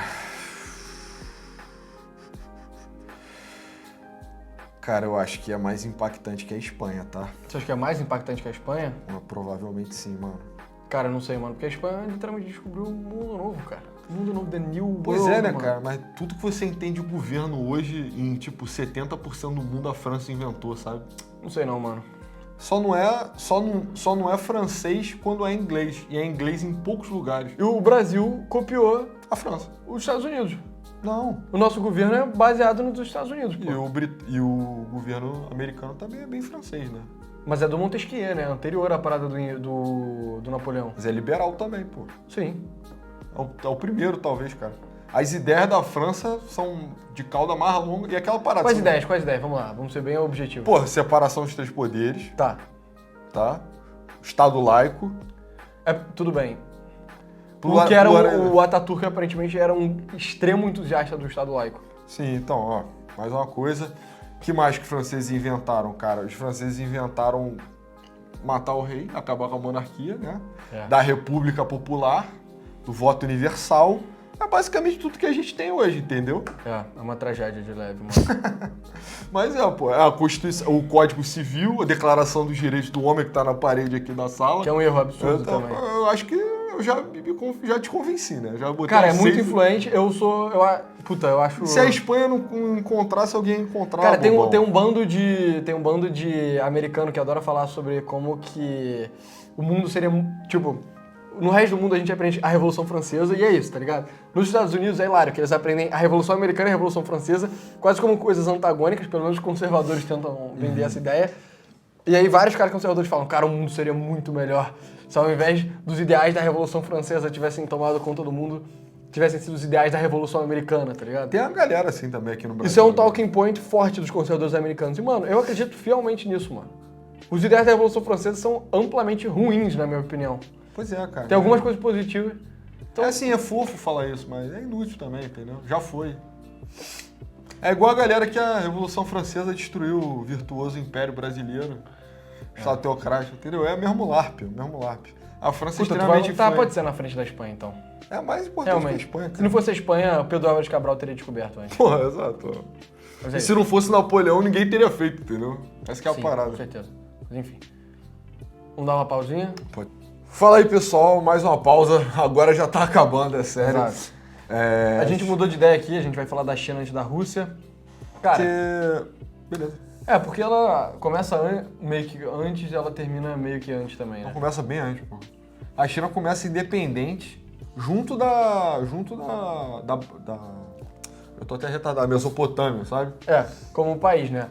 Como império, teve várias coisas de dinastia. Eles têm uma dinastia mística deles lá, que eu até me esqueci o nome, se é Tang ou não. Tem um período lá que eles chamam de Warring States, que é a época do Confúcio, a época do Lao Tse. do Lao Tse e do cara que escreveu a Arte da Guerra, né? Do Sun Tzu. Sun Tzu, que é mais ou menos 500 a.C., na mesma época do Sócrates e tal. Enfim, e aí depois a China tem várias dinastias. E qual é a parada da China? Para você governar a China, você pode ser tanto um chinês nativo da etnia Han, ou de outras etnias lá do sul, Cantão, sei lá o quê, ou você pode ser um estrangeiro, mas a coisa importante é, cara, você tem que conseguir manter a estabilidade. E aí dizem que a pessoa que consegue manter a estabilidade é a pessoa que tem um mandado dos céus para governar, né? O Império Chinês é como se fosse uma instituição, assim. É. É o senhor de todos os chineses, assim. Naquela hierarquia, nem sempre foi com Confúcio envolvido, mas pensando nele, é o cara que está mais alto nessa hierarquia toda, entendeu? É onde todos devem respeito e obediência. Exato. E aí ele deve a todos, enfim, Cuidado, né? né? O carinho, né? A boa atenção. Então, essa cadeira já foi ocupada por várias dinastias. É igual o Califado Árabe, entendeu? É uma instituição, tipo, transsecular, assim, sabe? Só que o Califado Árabe acabou, né? Exato. E o Império Chinês, que é uma coisa mais tranquila também, é mais voltado para dentro, entendeu? A China também é um país, igual o Japão, introvertido. Exato. A gente até ficou pensando, cara, até que ponto vale a pena colocar um império chinês, porque a China nunca conquistou muito pra fora. Só que aí a gente foi ver e, realmente, no Império Qing, especificamente, que é a dinastia que a gente colocou, eles de fato conquistaram a Mongólia, eles conquistaram o Tibete e eles conquistaram o Xinjiang, que é Uma outra região aí. que é uma outra região, que é tipo um Cazaquistão 2, assim, um pouco mais pro Oriente, né? E a gente acabou incluindo a dinastia Qing. Até porque eu ia ficar achando que o vídeo já tá incompleto se a gente não falasse de civilização chinesa. Assim, Exato, ia ficar meio incompleto mesmo. Exato. E, tipo, não é só Han também. Tem outras etnias menores dentro da China. E aí a parada desse mandato celestial é meio que abraçar todo mundo ali. Então, para todos os fins, é um império. Exato. Entendeu? É um império. E é um império... Algumas pessoas comentaram também, pô, vocês falaram dos Estados Unidos, mas a China não é um império? A Rússia não é um império? Tudo bem, cara, a China é um império também, Sim. entendeu? Só que a gente não falou é porque os Estados Unidos só teve uma encarnação e tá nela até hoje. A China tem várias, a gente não ia meter a China do Xi Jinping pra representar a China imperial, entendeu? Enfim, e aí, cara, a dinastia Qing, o que acontece? Antes da dinastia Qing, teve a dinastia Ming, que era uma dinastia Han, que é a etnia principal da China até hoje, né? Que são os chineses Han, que é tipo 60%, 70% da China. E o sistema Ming, ele colapsa lá pro século XVII, basicamente por revoltas internas, né? Então, tem seca, enchente, de vários desastres, invasores externos, etc. E a dinastia Ming, que ela era meio isolacionista, colapsa e entra Qing. E aí, o que são os Qing? Eles são manchus, que é da região da Manchúria, que é tipo o nordeste da China de hoje. Ao lado da Mongólia. Exato, é ao lado da Mongólia. É logo ao norte da Coreia, né? O Japão conquista a Manchúria nas guerras contra a China e tal. E esse povo, eles tinham uma estrutura tribal parecida com os nômades da steppe, só que eles eram um pouco mais sedentários, né? E aí tem um cara, que eu até botei a imagem dele no vídeo, eu me esqueci o nome dele agora, que ele unifica as tribos ali do norte da Coreia e começa a se declara independente do Ming, que era a dinastia anterior. Então isso é antes de começar propriamente a dinastia Qing. E aí o Ming, ele tá passando vários problemas, tá tendo revolta de camponeses, né? Então é revolta do povão mesmo, né? Nem revoltas militares do exército. E aí, os caras que são os governantes do Ming, os aristocratas, eles chegam pro Qing e falam, cara, tudo bem, você se declarou independente de nós, não tem problema, vem aqui e combate os camponeses que estão se revoltando, né? Aí o cara Qing fala, pô, beleza, tranquilo, pô, vou aí. Eles abrem a muralha da China, o Qing entra, ele derrota os camponeses revoltosos, mas ele resolve não voltar de volta pra Manchúria. Ele fala, quer saber, dado que eu já tô aqui, né, que tal eu só conquistar Pequim logo e virar o novo imperador da China, né? Então, da mesma forma que a dinastia Yuan, que tinha sido criada pelo Kublai Khan, ela é substituída pela Ming, depois a Ming é substituída pela Qing. E o Manchu, ele é um povo externo, né? Então ele tem alguns costumes um pouco diferentes. A própria bandeira da China Qing... Não é tipicamente chinesa, né? Se fosse uma bandeira chinesa, ia ter um hierograma. Exato, ia ter um hieróglifo lá. Hieróglifo? Sei lá, ia ter aquele desenho. Ia ter um símbolo chinês, né? Do caralho, era o Egito. Pô, mas ia ter aquele símbolo no meio. Os manchus também são famosos. É porque a interação entre China e Estados Unidos é mais forte que China e Brasil, né? Sim. Mas lá nos Estados Unidos tem a fantasia típica, fantasia estereotípica do chinês é um chinês manchu. Que é com aquela trança, aquele cabelo raspado aqui até a metade, e aquela trança longa descendo. Exato. E a roupa de cetim, aquele longo assim, como se fosse um roupão grande. Que isso não tem nada a ver com o chinês Han, entendeu? Isso é o chinês do Qing, que eram os caras que foram para os Estados Unidos quando foram, enfim, tava durante a dinastia Qing, né? E aí, cara, o Qing, ele tem uma inovação militar, que é o sistema lá das tipo bandeiras ou legiões. Essa amarela é a principal, que ele comandava. Enfim, isso não é particularmente relevante. O importante ele toma o mandado celestial do Han, do Ming, né? Aí o resto da China fica meio revoltoso, eles não aceitam ser governados por um Qing, que era tido como um bárbaro, porque da mesma forma que muitos criticam os europeus por terem sido eurocêntricos no século XIX, a China sempre foi muito sinocêntrica. Eles sempre se viram como o país mais importante do mundo, como o único povo verdadeiramente civilizado, e eles não aceitaram ser dominados pelos manchus, entendeu? Que eram tipo os bárbaros, parecidos com os mongóis e tal. Os próprios caras da Coreia resolveram não pagar os tributos pros manchus, e os caras do Manchu só foram lá com o exército e falaram, pô, galera, pelo amor de Deus, vocês são a Coreia, entendeu? Vocês não são um país à altura da China, sabe? Coreia é um país sinistro, tá? Mas, enfim... Eu dou dúvidas, tenho minhas dúvidas. Pô, tu não tá assistindo Dorama, não? Não. Mas o cinema coreano, eu gosto bastante do cinema coreano. Tu viu Parasita? Eu vi Parasita e tem aquela série também, mano. Eu gostei, enfim, mas o ponto e aí os Qing, eles conquistam o resto da China e eles estabelecem estabilidade e eles falam, cara, já conquistamos isso, vamos conquistar mais. O Tibete tava ali dando sopa, conquistam o Tibete, que tá dentro da China até hoje. Conquista impressionante, né? O Tibete é uma região riquíssima do planeta. Exato, que é só um platô no meio da montanha que não tem nada, basicamente. Xinjiang também, outro território extremo, trouxe riquezas sem precedentes para a coroa chinesa. Xinjiang, que é logo ao norte do Tibete, e depois eles conquistam a Mongólia inteira também, que não tinha absolutamente nada também, que é um pedaço horrível. Riquíssima Mongólia. Exato. Por isso que eu, no começo da parte da China, eu tava perguntando até que ponto é o império, o grande império na altura dos outros. É o império. Mas é o império, exato. E aí... O que acontece? A China se isola, fica olhando para dentro, depois dessas conquistas, se desestabiliza aos poucos, e aí chega, quem bate na porta basicamente a primeira linha aí, a primeira e segunda linha, quem estava vivo na época, todo mundo bate a porta dos chineses. Exato. E os chineses ficam tipo, cara, nós temos tudo dentro da China, a China não precisa fazer comércio com povos bárbaros da Europa, entendeu? Então eles mandam os europeus embora. A Inglaterra, principalmente, é quem bate na porta com mais força. Literalmente bate, né? Só que, mas mesmo antes dos europeus baterem na porta, o Qing já estava tendo vários problemas, entendeu? Porque estava tendo um bando de revolta interna. Parece que a China tem esse problema de revoltas internas, sabe? É até interessante a gente ver no desenrolar das nossas vidas se isso vai aparecer de novo na China. Difícil. Não sei. Enfim. Tinha um negócio que eu queria falar, mas melhor não.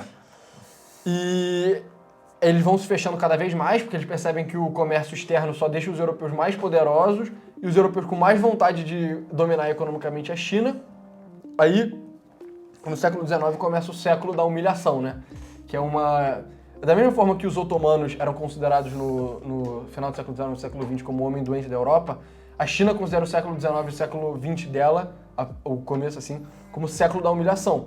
Que é o quê? Os europeus simplesmente não aceitaram a China ser isolacionista E a Inglaterra começa vendendo ópio ilegalmente, né? Traficando ópio, porque a China literalmente proibia qualquer chinês de fazer comércio com qualquer pessoa que não fosse da China, entendeu?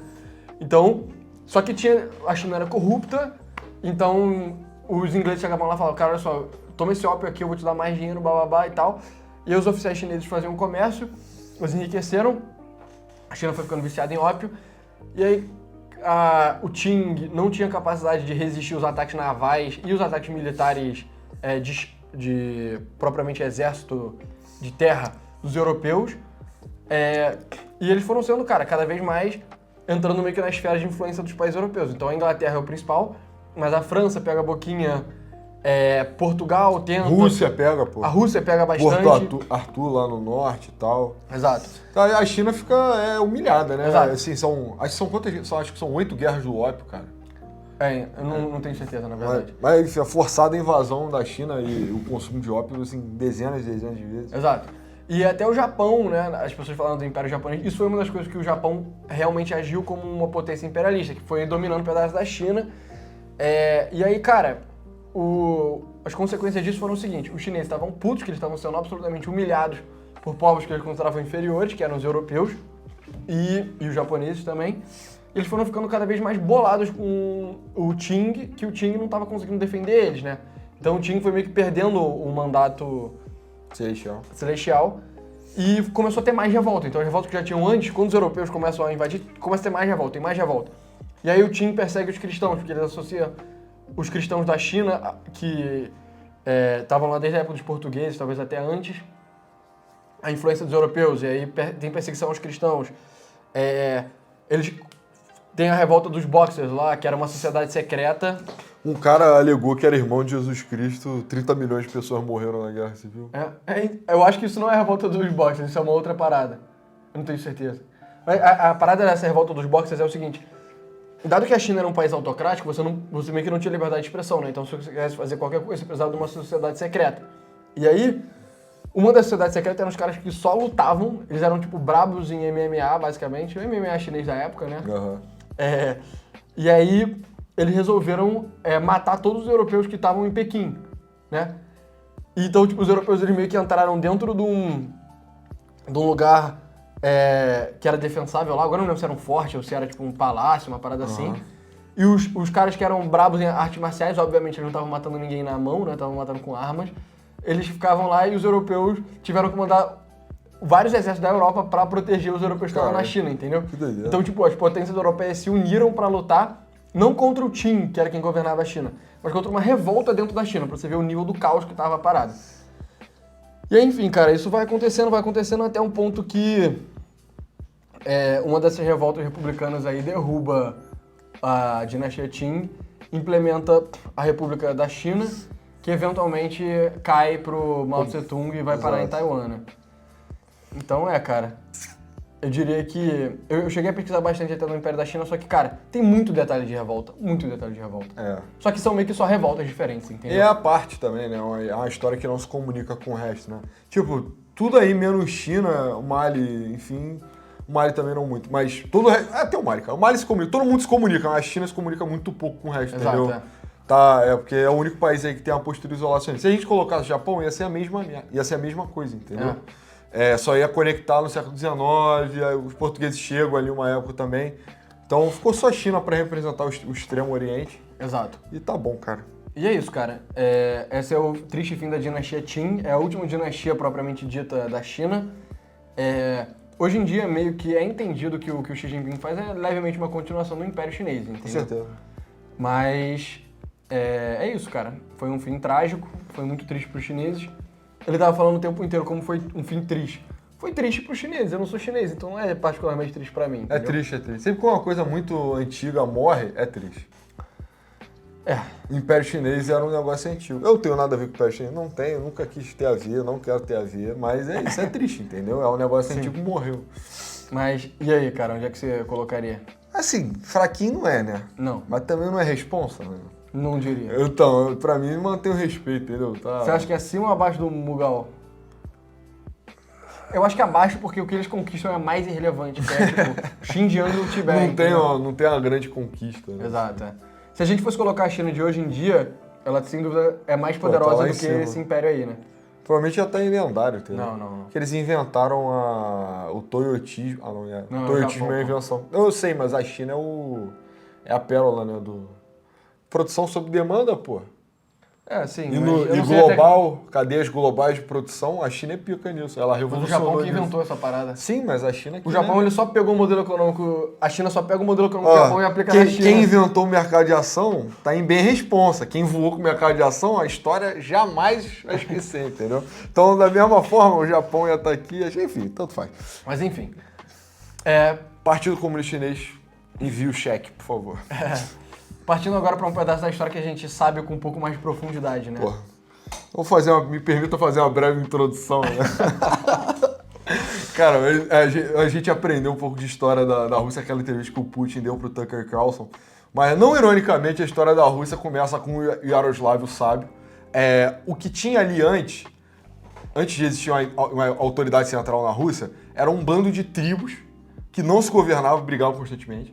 E aí, príncipes vikings começam a passar por ali para chegar em Constantinopla.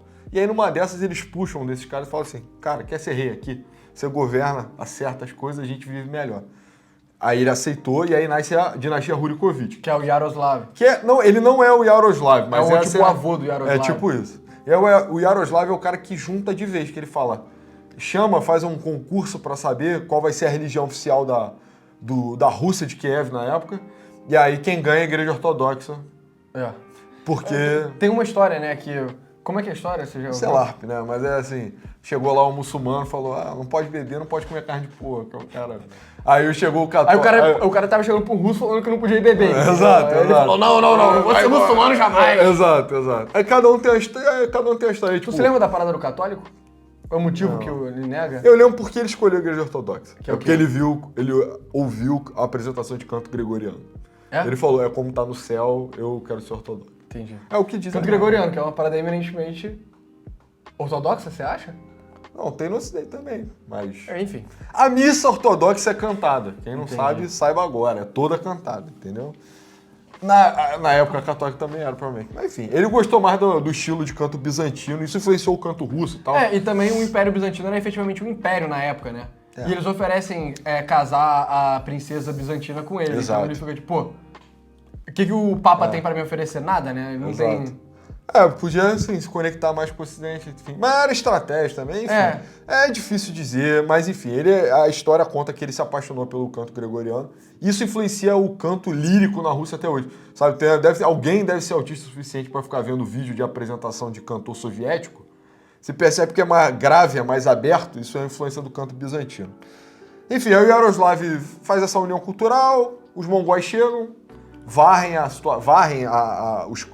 todos esses povos eslavos, escravizam os eslavos, provavelmente depois dos iranianos, persas, são o povo que mais sofre na mão dos mongóis, né? Dos mongóis, com certeza, sim. Isso também tá naquele filme Andrei Rublev que eu falei na parte do Império Mongol. Mas, eventualmente, assim, o Império Mongol também começa a declinar, rola uma degeneração dos grupos, ele se reparte, né? Ele se torna um negócio de 4 partes, aí essa Horda Dourada bate de frente com o Grão-Ducado de Moscou. Está extremamente nerd aprofundar, mas tudo bem. Que é o rei o Ivan Terrível, entendeu? Que é o cara famoso, matou o próprio filho. É o cara que também virou o Tsar of all Russia, né? O cara, tem uma pintura irada dele. Várias pinturas iradas. A gente botou no vídeo também o Tsar. Ivan Terrível, que era um cara dito assim, severo, quase louco, um cara que tinha... E é um pouco daquilo que a gente falou, né? Em parte, dizem, né, os estudiosos, que em parte a nobreza russa era tão brutal por causa da brutalidade que os mongóis impunham sobre eles, entendeu? Pois é. E aí também, cara, você se livrar de uma pessoa tão má, né? Às vezes você precisa de uma pessoa má também. Então ele conseguiu unificar esses outros principados sobre a autoridade dele, inicia-se um processo de centralização da Rússia, ele derrota os mongóis, expulsa os mongóis, eles antes pagavam uma taxa, né? Que era o yoke, né? Assim, só sem inglês.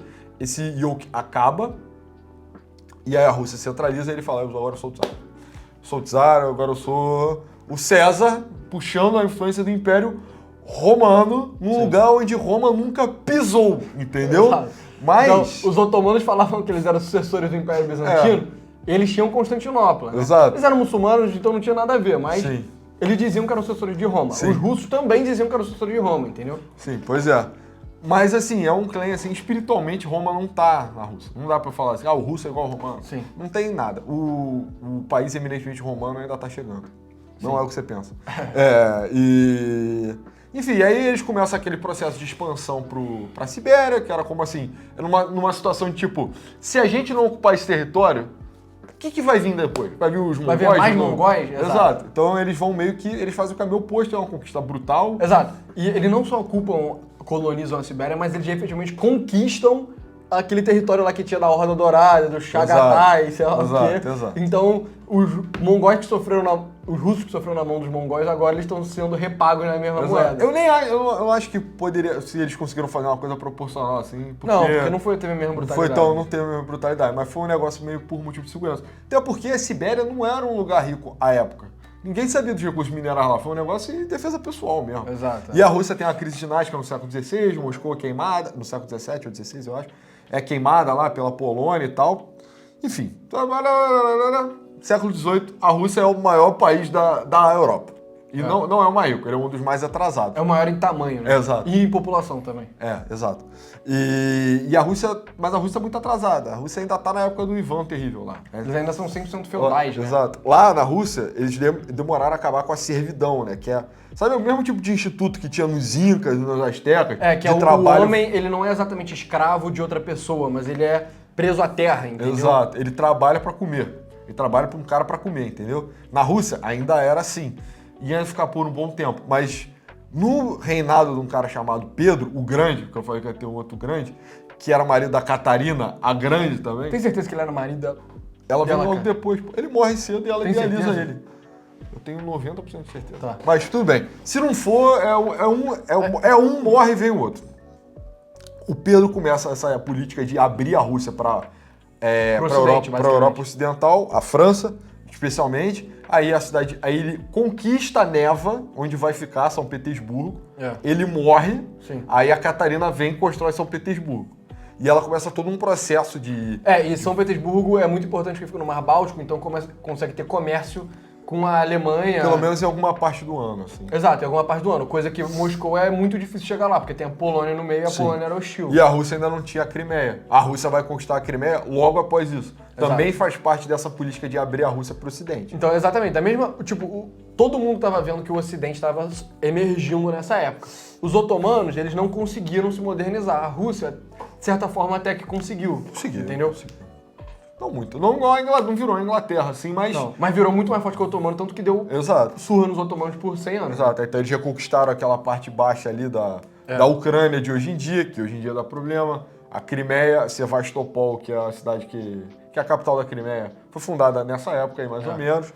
E uma coisa que é interessante também é que em uma das guerras da Rússia contra o Império Otomano, no Tratado de Paz estava escrito que a Rússia ia ser o país protetor de todos os cristãos do Império Muçulmano, no Império Otomano, entendeu? Então, se tivesse qualquer desrespeito aos direitos dos cristãos do Império Otomano, a Rússia podia se declarar, tipo, cara, eu vou proteger eles e invadir, entendeu? Então eles usaram isso como desculpa para declarar várias guerras nos otomanos ao longo do século XVIII e XIX, sabe? E a Rússia, depois, esse projeto de modernização se desenvolve para um negócio chamado pan-eslavismo, que é a intenção da união cultural e política de todos os povos eslavos da Europa. Ou seja, isso é uma linha reta que vai do litoral do Mar Adriático com a Sérvia. A Sérvia hoje em dia não tem litoral, mas na época tinha. E aí passa ali República Tcheca, Polônia e vai até Moscou e beyond. Exato. E aí a Sibéria também, que é a Rússia, né? Exato. Então os russos estavam tentando implantar isso de qualquer jeito. Eles tinham um projeto de conquistar Constantinopla também. Exato, que era a coroa, né? Que era para poder virar efetivamente a nova Roma. Exato. E também um ponto estratégico fundamental para a Rússia fazer comércio, que é a passagem dos Estreitos de Dardanelos. Liberar a Rússia pro Mar Mediterrâneo e poder fazer comércio o ano inteiro. Fora que tem toda a simbologia, porque a Rússia é um país ortodoxo, Constantinopla era a cidade mais prestigiosa do Oriente e tal. Enfim, a Rússia não conseguiu porque ela foi contida na Guerra da Crimeia, quando a Inglaterra e a França invadiram ali a região e ferraram a Rússia, espancaram a Rússia. Enfim, cara, Então, chegamos aí nas vésperas pré-Primeira Guerra Mundial. O que aconteceu? A Rússia já é o maior país do mundo. E pra vocês terem uma ideia quão importante era a Rússia como império, várias coisas que a Inglaterra fez foi só pra conter a Rússia, entendeu? Então eles impediram os russos de conquistarem Constantinopla 2 vezes, porque eles estavam com medo da Rússia ficar forte demais. Eles impediram a Rússia de conquistar lá o porto na China, como é que é o nome daquele porto? Porto Arthur. Porto Arthur, em parte pra impedir eles de ficarem poderosos. Eles lutaram contra a Rússia na Pérsia, porque senão eles iam ficar poderosos demais. Então, a Inglaterra, que era eminentemente a potência global na época, se via profundamente ameaçada pela Rússia, entendeu? Era a verdadeira ameaça, né, na época. Porque, assim, a Rússia... Esses países da Europa nunca consideraram a Rússia um país propriamente europeu, entendeu? Era uma coisa meio... intermediária. A Rússia é meio chinês, meio mongol, meio branco e tal. E assim, era considerado também uma força, cara, como se fosse um trator, assim, uma coisa que quando começa a pegar momentum, não para mais, entendeu? Porque tinha muita gente, né? Então, eu acho que a gente ainda sente um pouco desse tipo de cabeça hoje. Sendo que isso não é mais verdade, né? Agora a Rússia é um país com pouca população, né? O Putin tá tentando reverter isso, mas, não tá conseguindo. Então, pois é. E também essa sensação de que, tipo assim, se a Rússia começar a conquistar, ela não vai parar nunca mais, entendeu? Sim. Ela só vai parar na Espanha, sabe? Que é uma coisa meio que as pessoas sentem bastante isso na questão da Ucrânia. Os poloneses, pelo menos, eles são absolutamente... têm terror, assim, de ser conquistados pela Rússia. Mas aí é a questão da União Soviética. Mas, por exemplo, tem gente na França que falando isso, sabe? Sim. Tipo, não vai chegar aí, entendeu? Não vai. Eu também acho que não, mas vai saber. Não vai. E aí, enfim, essa é a história da Rússia. A gente está nas vésperas da Primeira Guerra Mundial. A Rússia está se modernizando muito rápido por causa desse legado da Catarina. A Rússia é um dos países mais fortes, mas é um país atrasado, né? E aí, nessa coisa de imperialismo na China, né? Eles acabam se metendo numa guerra com o Japão, que o Japão era um povo asiático, então os russos, que eram europeus, eles consideravam inferior, né? Mas o que acontece? Eles consideravam inferior. Exato, a Rússia falava, pô, japoneses, pelo amor de Deus. O mundo, né? Achava assim. Sim. E o Japão, a gente não falou, mas o Japão estava passando um processo de industrialização e abertura política muito rápido, financiado pela Inglaterra para conter a Rússia. Exato. Em parte. Então, tudo correu como os ingleses planejaram. Porque realmente esse é o império que mudou a história mesmo, enfim. Aí esse Japão moderno, disciplinado, tecnológico, dá uma coça na Rússia em 1905. Exato. E aí é uma derrota humilhante porque a marinha russa tinha dado a volta, veio lá de São Petersburgo, deu a volta na África, atravessou a Ásia inteira para chegar no mar do Japão lá. Só para ser destruído pelos japoneses. Dilacerada na terra também foi uma vergonha. Cara, isso foi uma humilhação assim, para a Rússia no plano internacional, que gerou... porque nenhum europeu, basicamente, estava perdendo guerra para países não europeus há muito tempo, né? Muitos anos. Porque eles tinham indústria e o resto do mundo não tinha. Pois é. E aí, o que acontece é que, começa uma ebulição social, né? Começa devagar. O Nicolau II da Rússia, ele acaba sendo forçado, coagido a reabrir o parlamento. Que era a Duma, né? A Duma, que era um negócio, uma ideia, um conceito milenar, assim. E ele restaura para dar um pouco para os anseios de liberdade dessa sociedade. E ao mesmo tempo, por que pareça, a Rússia também está se industrializando. A Revolução Industrial finalmente chegou na Rússia, com 100 anos de atraso. Aí tá indústria siderúrgica, fábrica de carro, fábrica de armas, de tudo. Tá começando a formar... Ferrovia. Exato, tá começando a formar essa classe trabalhadora, assim, industrial, urbana. E, cara, nesse clima de Rússia se dando mal no Japão, aí nessa mistura toda... Primeira Guerra Mundial, a Rússia também toma um pau dos alemães, assim, a gente fala muito do fronte ocidental da Primeira Guerra Mundial, que ele foi estático, guerra de trincheira, blá.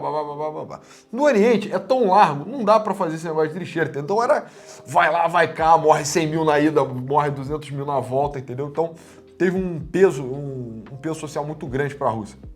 E aí, libera-se, não vou dizer quem, né? A Inglaterra libera o Lenin para voltar para a Rússia, coberta ele e tal. E aí... E ele aproveita o momento de caos político para fazer a revolução, né? Exato. Na verdade, é a Alemanha que libera, eu falei besteira. A Alemanha libera o Lenin para voltar, achando que... Porque eles achavam que o Lenin ia assinar um tratado de paz com ele, o que efetivamente acontece. O Brasil de Armas acabou de lançar um vídeo detalhando o processo da Revolução Russa, detalhado pelo... Como que o Lenin e o Stalin tinham visões diferentes, assim, né? A gente até tava conversando sobre isso. Tá. Como que o Stalin e um outro amigo dele estavam tipo, não, a gente tá conseguindo trabalhar bem com os mencheviques, que eram mais moderados. E ele tava tipo, galera, é agora ou nunca, entendeu? Hoje a gente vai fazer a Revolução Comunista, agora não vai. E o Lenin assina um tratado de paz que é bizarro Exato. pra Rússia. Então, ele entrega, cara, basicamente a Polônia, que fazia parte da Rússia, os países bálticos inteiros e a Bielorrússia pra Alemanha. Então, a Alemanha ia ser um país tipo, monstruosamente poderoso com essas terras. E ele entrega a Ucrânia, basicamente a Ucrânia, né? E pra Áustria-Hungria, né? Então, a Rússia dá uma baita sorte que depois a Alemanha e a Áustria perdem a Primeira Guerra Mundial. Cara, a Rússia é um dos países, acho que deve ser o país mais sortudo aí dessa lista, cara. Porque são muitas reviravoltas na história deles que tudo corre bem, sabe? E teve acho que talvez tenha tido a história mais difícil aí desse, assim, mais sangrenta, mais pesada. Cara, e é isso, aí acontece, enfim, o Lenin toma conta do poder, acaba com a guerra, e aí tem 90 anos de União Soviética, que é um império também. Exato, e a União Soviética é meio que o hiperimpério russo, sacou? Eu diria que é o Império Russo V2. Tipo, a Inglaterra tava conseguindo conter o Império Russo bem, só que aí na Segunda Guerra Mundial, os Estados Unidos meio que dá mole, entendeu? Porque eles se aliam demais à União Soviética, dão muita coisa pra União Soviética, e eles saem hiper mega poderosos da Segunda Guerra Mundial. Então, eles conquistam até a Alemanha, efetivamente, a metade da Alemanha, eles conquistam a Coreia, eles têm o Cazaquistão, tem a Armênia, tem tudo aquilo ali, e aí tem o round 2 da potência anglo versus a Rússia. O round 1 foi a Inglaterra contra a Rússia, o round 2 foi os Estados Unidos contra a União Soviética. A gente vai falar mais disso na parte dos Estados Unidos. Sim. E aí, o Império Russo, efetivamente, ele acaba como império mesmo com o fim da União Soviética, né? Que aí... 91. Exato. Hoje em dia, e aí fica, tipo, a Rússia perde todas as posses coloniais que tinha. Então, perde o Cazaquistão, o Tajiquistão, etc. Perde a Armênia, a Geórgia e perde o leste da Europa também, né? Enfim. Cara, pra como mim, ranquear o Império Russo? Eu gosto muito da história russa, da cultura russa. Não é LARP. Sim. Pra mim é lendário. Pra mim é lendário também, lendário. Cara, foi o... Tu achou que eu ia falar a história, jamais foi a mesma, né? Não. Eu acho que seria uma função de barra bizarra. Cara... Mais ou menos. A parada da Rússia, mano, é que eles quase superaram o Império Mongol em termos de área. Quase. Sim. Entendeu? Quando eles tinham Alasca e tal, enfim. Eles quase conseguiram quebrar também a hegemonia do Reino Unido. Né?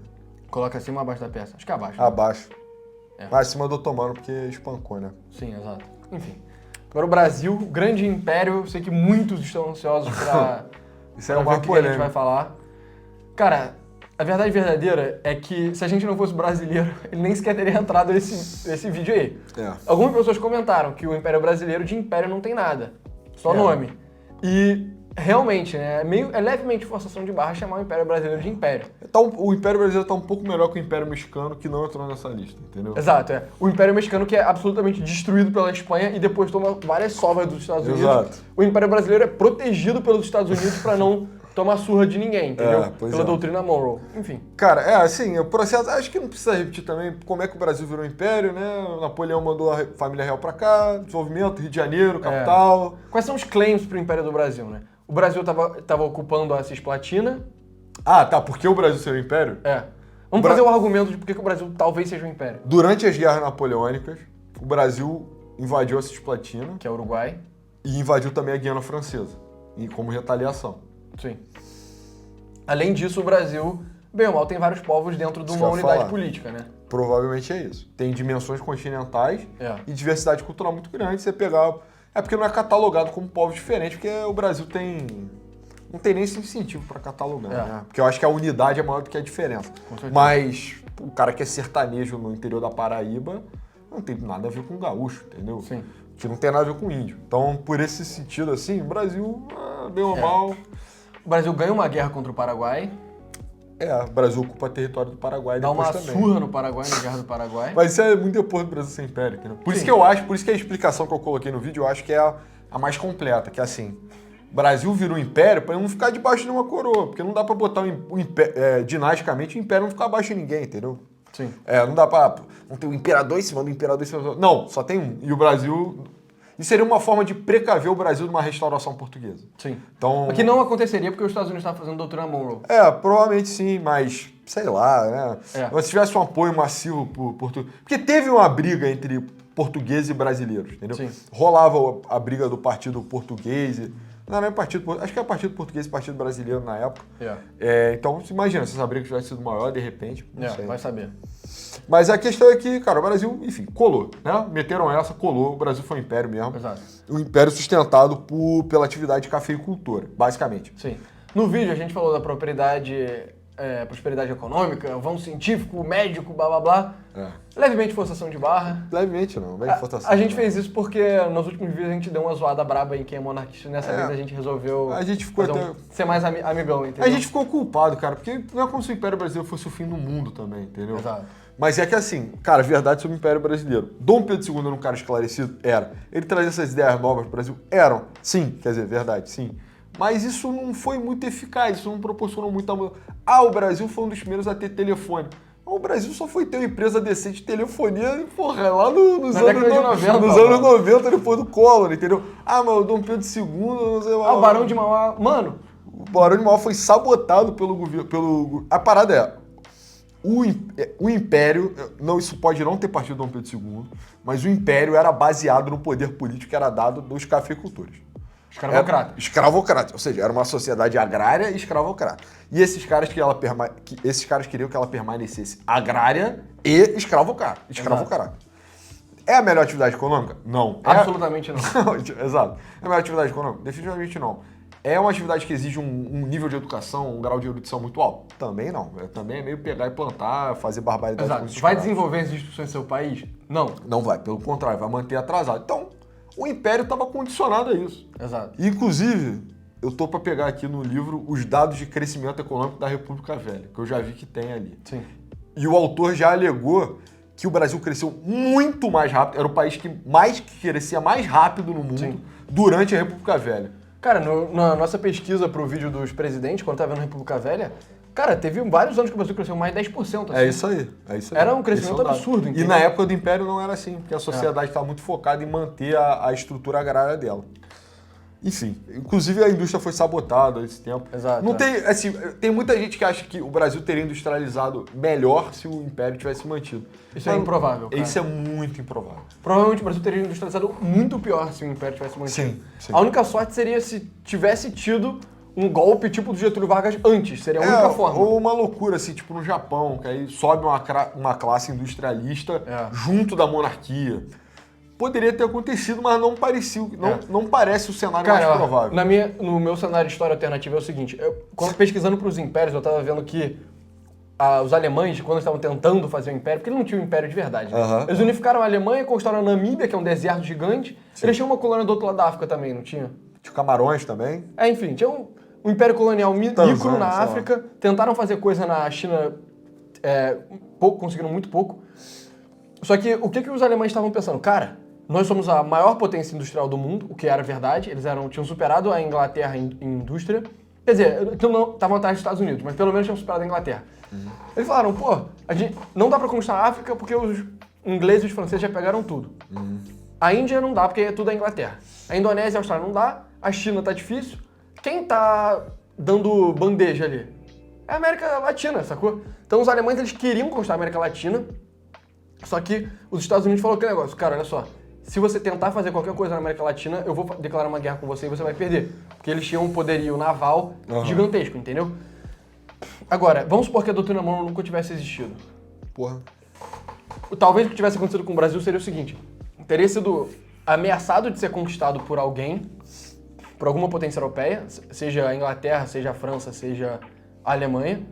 E aí talvez o Brasil podia passar por uma coisa tipo as reformas Meiji que aconteceu no Japão, entendeu?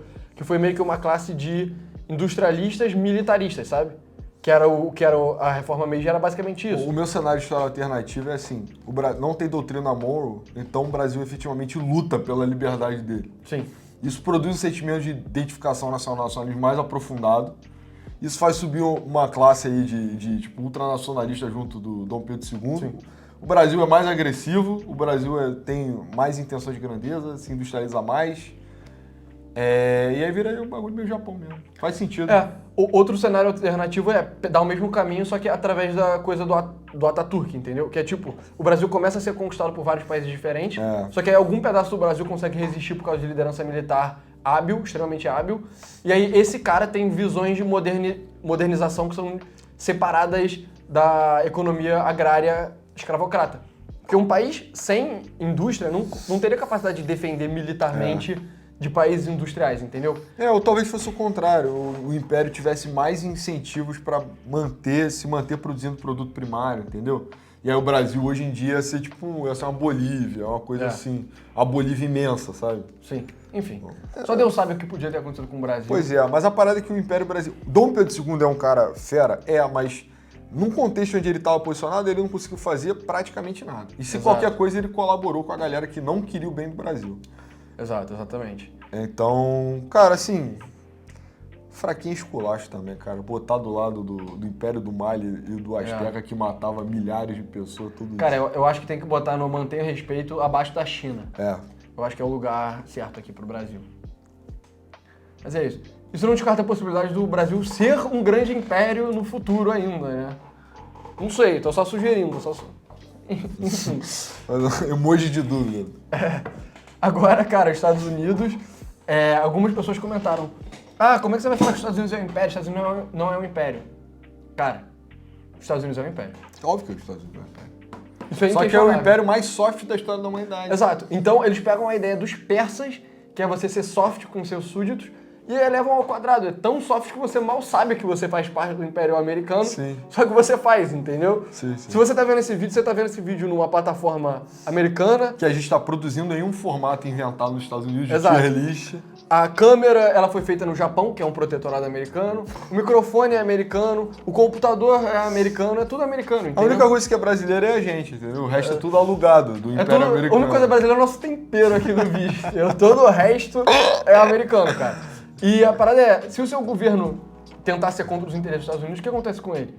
Ou ele é invadido, que é a pior hipótese. Ou acontece uma revolução colorida. Ou acontece uma revolução que você não sabe. Caraca, por que teve essa revolução? Do nada, né? Do nada. Ou você fica sofrendo embargo econômico ruim. Que é essa é a faceta mais amiga da política externa americana.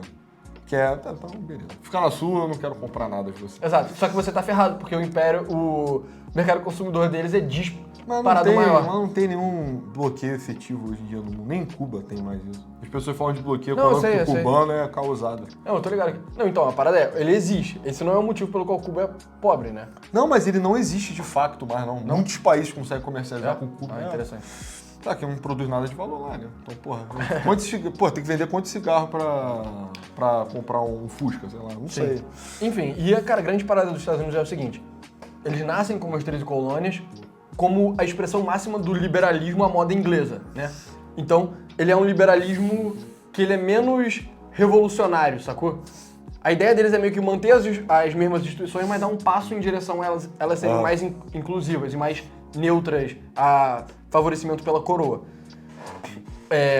Eles expandem o país, eles começam só com as 13 colônias da costa. Soma esses valores com a parada do Destino Manifesto. Que eu não sei direito como é que surge, mas é a ideia que surge que os Estados Unidos é de costa a costa. Exato. Eles começaram no Atlântico, eles vão chegar no Pacífico de qualquer jeito. E eles têm uma noção meio que de predestinação da grandeza do povo também, né? Que talvez seja um pouco protestante. Enfim. E é isso, cara. Eles resolvem que eles vão expandir até o Oceano Pacífico. Eles conquistam dos índios e dos mexicanos. Tem gente que adora falar, nossa, como os Estados Unidos roubou a terra. Não, eles não roubaram a terra. Eles conquistaram a terra, entendeu? Tudo isso é império, tudo foi conquista. Não é injusto. Cara, de certa forma mas de certa forma meio que não. Porque a terra que eles conquistaram dos índios tinham sido conquistadas por aqueles índios de outros índios, entendeu? Tipo assim, cara, diante dessa lista aqui, você pode ter duas posturas. Ou todo mundo é malvado e eu sou um bobão, eu vivo em suspensão em 2024. Ai, tudo tá errado, eu sou o único certo. Exato. Ou você fala, cara, é a história da humanidade, entendeu? Exato. É horrível, cara. Cara, o Neil Ferguson, que é um dos maiores historiadores, talvez o maior historiador vivo hoje em dia em termos de impacto, ele fala que... E o Eduardo Bueno aqui no Brasil. Igual o Aurélio Schoner também, né? Ora, Que, enfim, é o cara que eu mais gosto de falar na história do Brasil. O ponto é o seguinte, Cara, até eu perdi o fio da merda que eu ia falar. Tá falando do Neil Ferguson. É verdade. Neil Ferguson, ele fala que a história da humanidade são as histórias dos impérios. Por quê? Porque, você vê na lista, os grandes avanços são feitos em impérios, entendeu? porque você consegue ter mais comércio, você consegue ter mais acúmulo de capital, você consegue ter mais investimento em produção intelectual. E se um país pequeno consegue inventar uma parada muito incrível, adivinha, ele se torna um império. Exato, mas essa é aquela parada. Se colocar todo mundo aí da lista, ninguém tá safo, cara. A gente cobriu quase o mundo inteiro aí. Exato. Então, alguém colaborou de alguma forma com qualquer uma dessas instituições aí. A menos se você nasceu e morreu na Indonésia, entendeu? Exato. Se você é da Indonésia e tá vendo o vídeo, desculpa, mas se você tá vendo, se você não é, pô, você tem um passado imperialista também, cara. Todo mundo tem... Exato, exatamente. Tem sujeira, né? Exato, é. E se você não tivesse sido... Vamos supor que você faça parte de um povo que foi oprimido. Cara, se você não tivesse sido oprimido pelo cara que te oprimiu, provavelmente outra pessoa faria isso, entendeu? Exato. Que é aquela história, o tráfico negreiro é uma instituição horrível, é uma mancha assim no legado do Ocidente. Só que antes dos europeus estarem fazendo isso, os árabes já estavam fazendo, entendeu? Sim, sim. E vários impérios na própria África se ergueram em cima do lucro do comércio de outros africanos. Total. Entendeu? A gente colocou o Mali aí pra poder abordar esse tema também, mas tem muitos outros. Exato. Reino do Congo e Cara, tal. o Oriente Médio foi conquistado por tantos impérios diferentes aqui. O Oriente Médio foi conquistado pela Cádia, pela Pérsia, por Roma, pelos árabes, pelos otomanos, pela França e o Reino Unido. pela França e Reino Unido. Hoje em dia estamos aqui na influência dos Estados Unidos, entendeu? É isso, a história da humanidade é a história da opressão, mas por outro lado todo mundo tem um pouco, tipo, do sangue de um imperador, entendeu? Foi um negócio que eu falei que todo mundo é descendente do Carlos Magno. Ninguém é inocente. Exato. E ninguém é 100% culpado também. Entendeu? Exato. Os índios que existem hoje nos Estados Unidos, eles são descendentes dos índios que conseguiram conquistar outros índios. Porque ao longo do tempo, os índios lá, eles foram tomando a cultura do homem europeu, das armas e dos cavalos, entendeu? Tanto que virou uma parte central da cultura dos índios a questão dos cavalos, sabe? Pois é. Que era uma coisa que não existia na América. O cavalo é da Eurásia, lá da estepe, entendeu? Enfim. Então é isso, cara. Os Estados Unidos, ele conquistou a terra dos índios e dos mexicanos, só que ele deu Claro que, não vou falar que não teve períodos de dureza, entendeu? Mas ao longo do tempo, o governo dos Estados Unidos, ele foi ficando cada vez mais justo com as minorias que faziam parte do seu império, basicamente, né? Do seu país. Então você tinha direito a ter propriedade, você tinha direito a ter igualdade perante a lei, tinha direito ao devido processo legal, tudo isso. E, enfim, aí os Estados Unidos virou o país mais rico do mundo, mais ou menos em 1890, porque depois da Guerra Civil, o Norte vence, o Norte era parte industrial, e os Estados Unidos inteiro viram uma potência industrial numa ordem de magnitude melhor do que o que os europeus eram. Um potencial muito mais alto, né? Que a geografia dos Estados Unidos é 10 vezes melhor do que a geografia da Europa inteira junta. Entendeu? Exato. Então, não só os Estados Unidos é maior, mas se tivesse um país que fosse do tamanho dos Estados Unidos na Europa, os Estados Unidos ainda seria melhor, entendeu? Com certeza, os Estados Unidos é bem irrigado, o relevo é plano, cheio de recurso mineral diverso, e tem a ligação com 2 oceanos, que coloca ele também meio que no centro de 2 mundos, né? Exato. Então, assim, cara, é um lugar, assim, tremendamente... A produtividade agrícola é absurda. Alta, tem também. bons solos lá também. Tem um bom espírito, né, de empreendedorismo que foi trazido aí pelos imigrantes pra lá e tal. Exato, ficou até mais forte lá do que era na Inglaterra. Exato. Porque as pessoas que iam pra lá eram justamente as pessoas Porque lá que não teve a parte aventura. aristocrática, né? Exato. O Reino Unido ainda tem um legado aristocrático, nobre e tal. Os Estados Unidos é só a parte protestante, entendeu? Os Estados Unidos é tão alemão quanto ele é inglês, na verdade, né? Em termos demográficos, assim. Então, ainda tem essa engenhosidade do povo alemão. O povo alemão adora... Vou criar um negócio, fazer um... Eu ficava artisticamente brincando com... Exato. Cara, e se eu deixasse aqui 3% mais produtivo? Então tem um pouco isso também no espírito dos Estados Unidos. E aí, em 1890, eles são o país mais rico do mundo. A segunda revolução industrial é centrada lá, que é a do petróleo, né? O petróleo é descoberto lá na Pensilvânia e tal. E aí, cara, na Primeira Guerra Mundial, eles estavam meio com uma atitude igual à China, que é tipo, cara, eu não preciso me meter no resto do mundo, porque... Tudo que eu preciso eu já tenho aqui, só que eles eram um pouco mais caridosos, porque eles tinham um pouco de compaixão com a Europa, e aí eles se metem na Primeira Guerra Mundial, não me lembro o motivo específico, mas... Porque os submarinos da Alemanha estavam destruindo o navio mercante americano. Porque os navios mercantes americanos estavam dando suprimento para a Inglaterra, né? Enfim. Aí eles tentam fazer a paz de Wilson lá, dá errado, aí tem a Segunda Guerra Mundial... É hilário, né? Porque na primeira tentativa de ter a ONU, que era a Liga das Nações, os Estados Unidos nem sequer entrou. Exato. Sacou? E aí a Liga das Nações estava fadada a falhar desde o começo, né? E aí tem a crise de 29 no meio, os Estados Unidos passam por maus bocados, aí tem um plano de recuperação econômica, o New Deal, aí keynesianismo, blá, blá, blá, blá, blá, blá. O Estado americano fica mais centralizado também, ele era mais federalista, ele fica mais atento a essas coisas. E ele toma também, assim, um ar mais de... Os Estados Unidos abrem um pouco a cabeça, se torna mais global, né?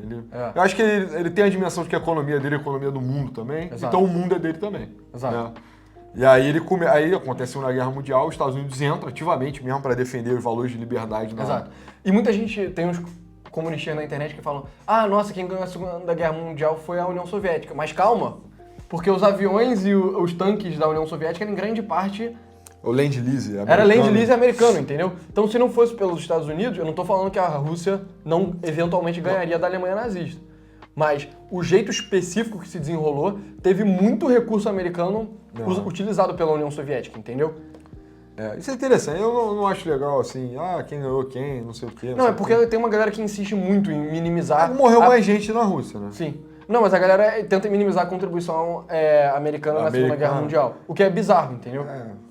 Eles contribuíram muito pra derrotar a Alemanha nazista. Essa briga nem existe, que a União Soviética não existe mais, pô. Como é que ela vai levantar o caneco se ela morreu já? Existe no coração de muita gente por aí. Malditos. Malditos. E aí, cara, depois da Segunda Guerra Mundial, basicamente os Estados Unidos ocupam a Europa Ocidental inteira. Então, os Estados Unidos, ele manda na Alemanha Ocidental, ele manda na França, manda na Inglaterra. Porra, manda no Japão. Manda no Japão. Manda na Coreia. Ele assume o Commonwealth britânico, ou seja, ele manda na Índia, ele manda na... A Índia nem tanto, a Índia estava não alinhada, mas manda no Canadá, manda na Austrália. Na África do Sul. Exato. Ele a Inglaterra meio que mandava na América do Sul, e os Estados Unidos passam a mandar na América do Sul. Já mandaram, os Estados Unidos já mandaram. Mais ou menos, eu diria que era compartilhado. Depois da Segunda Guerra Mundial, eles mandam completamente, entendeu? Então, cara, em alguns aspectos é meio que o maior império do mundo, entendeu? Sim. Agora tem as campanhas no Oriente Médio, né? Exato. Que a questão da guerra ao terror aí é mais um... Se fosse no Império Romano, tipo assim, guerras gálicas, sabe? Ia ter lá a campanha dos Estados Unidos no Oriente Médio. Exato. Afeganistão, Iraque, aquela primavera árabe que foi bem suspeita. Exato. Enfim, teve Líbia também, teve... Sim. Não, mas voltando a destacar a atuação dos Estados Unidos na Guerra Fria, cara, e tem muita gente que critica, nossa, mas os Estados Unidos estava dando golpe à torto e à direito para prevenir o comunismo. Sim, mas se você estivesse na posição dos Estados Unidos, você não teria feito a mesma coisa, entendeu? Para as populações que estavam no lugar, não era melhor você fazer parte da esfera de influência dos Estados Unidos do que da União Soviética? Cara, sei lá, esse tipo de debate assim, então, porra, então, acabou já, cara. Os comunistas estão superados. Mas a questão é, se você hoje defende a atuação dos Estados Unidos na Guerra Fria, eu sinto que nego fica bolado, entendeu? Por causa que no Brasil especificamente... Sim.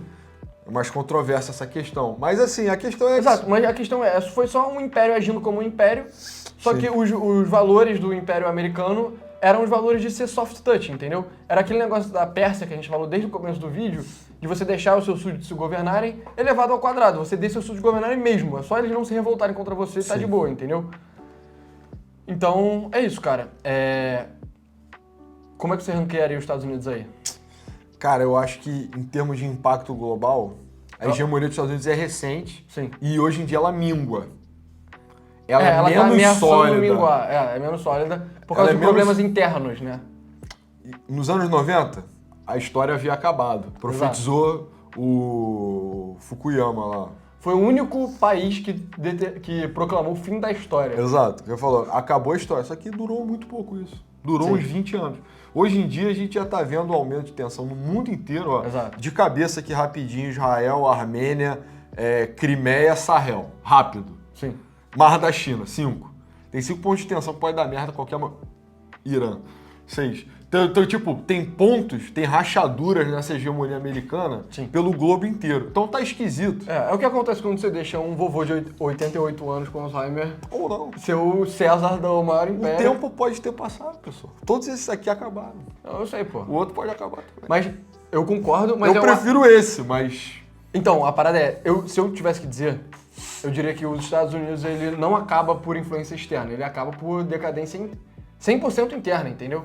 Pô, a gente falou lá do sultão que se apaixonou pela vaca. Então, só que Joe Biden é apaixonado por casquinha de sorvete, pô. É que o Império Otomano, ele se ferrou por causa de externo, entendeu? Quem aí você acha que se ferrou por motivos internos?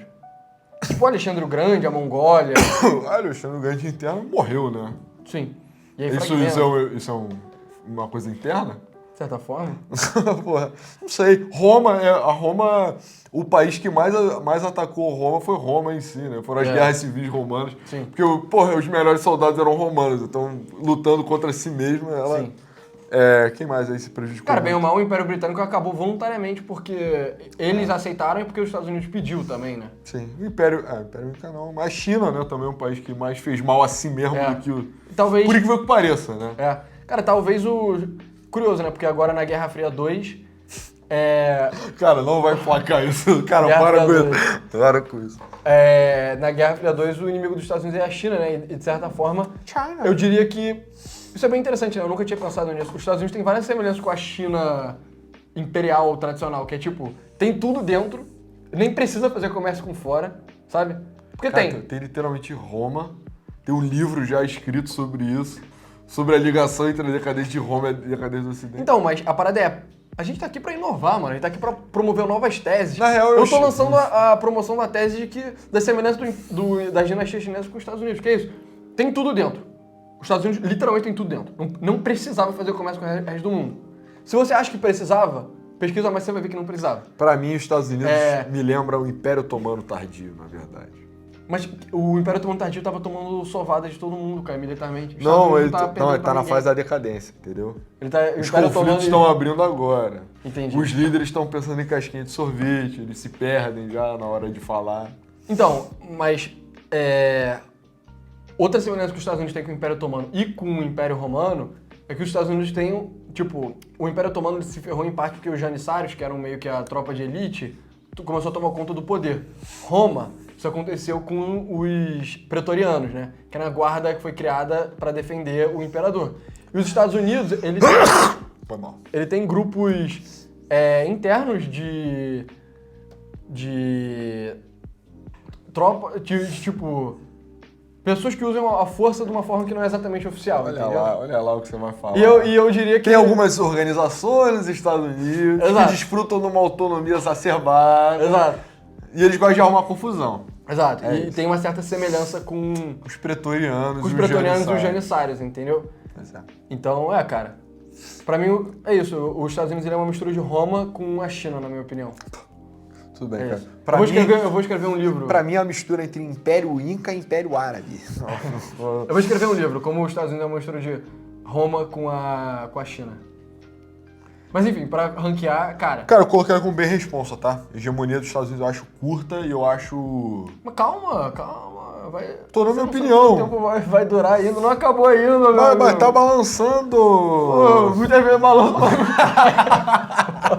Não é só que balança que não vai cair. Meu irmão, nem todo mundo é bambu, entendeu? Bambu sopra o vento, bambu entorta, entendeu? A Inglaterra, depois da independência das 13 colônias, aposto que o nego na Europa devia estar falando, a Inglaterra nunca mais vai ser a mesma. Ainda teve um auge muito maior. Roma, o auge do Império Romano foi depois da República cair e virar um império. Os Estados Unidos ainda é uma república. Então, essa é uma das aberturas. Exato, isso é uma das possibilidades. Os Estados Unidos tem a possibilidade de fazer a coisa mais engraçada de todas, que é literalmente virar um império de facto, né? Exato. Imitando o Império Romano para evitar a decadência dele. Mas isso não vai acontecer, então... Eu não sei, hein? História é imprevisível, cara. Sei lá, cara, eu baixei mandarim no meu Duolingo, eu não sei você.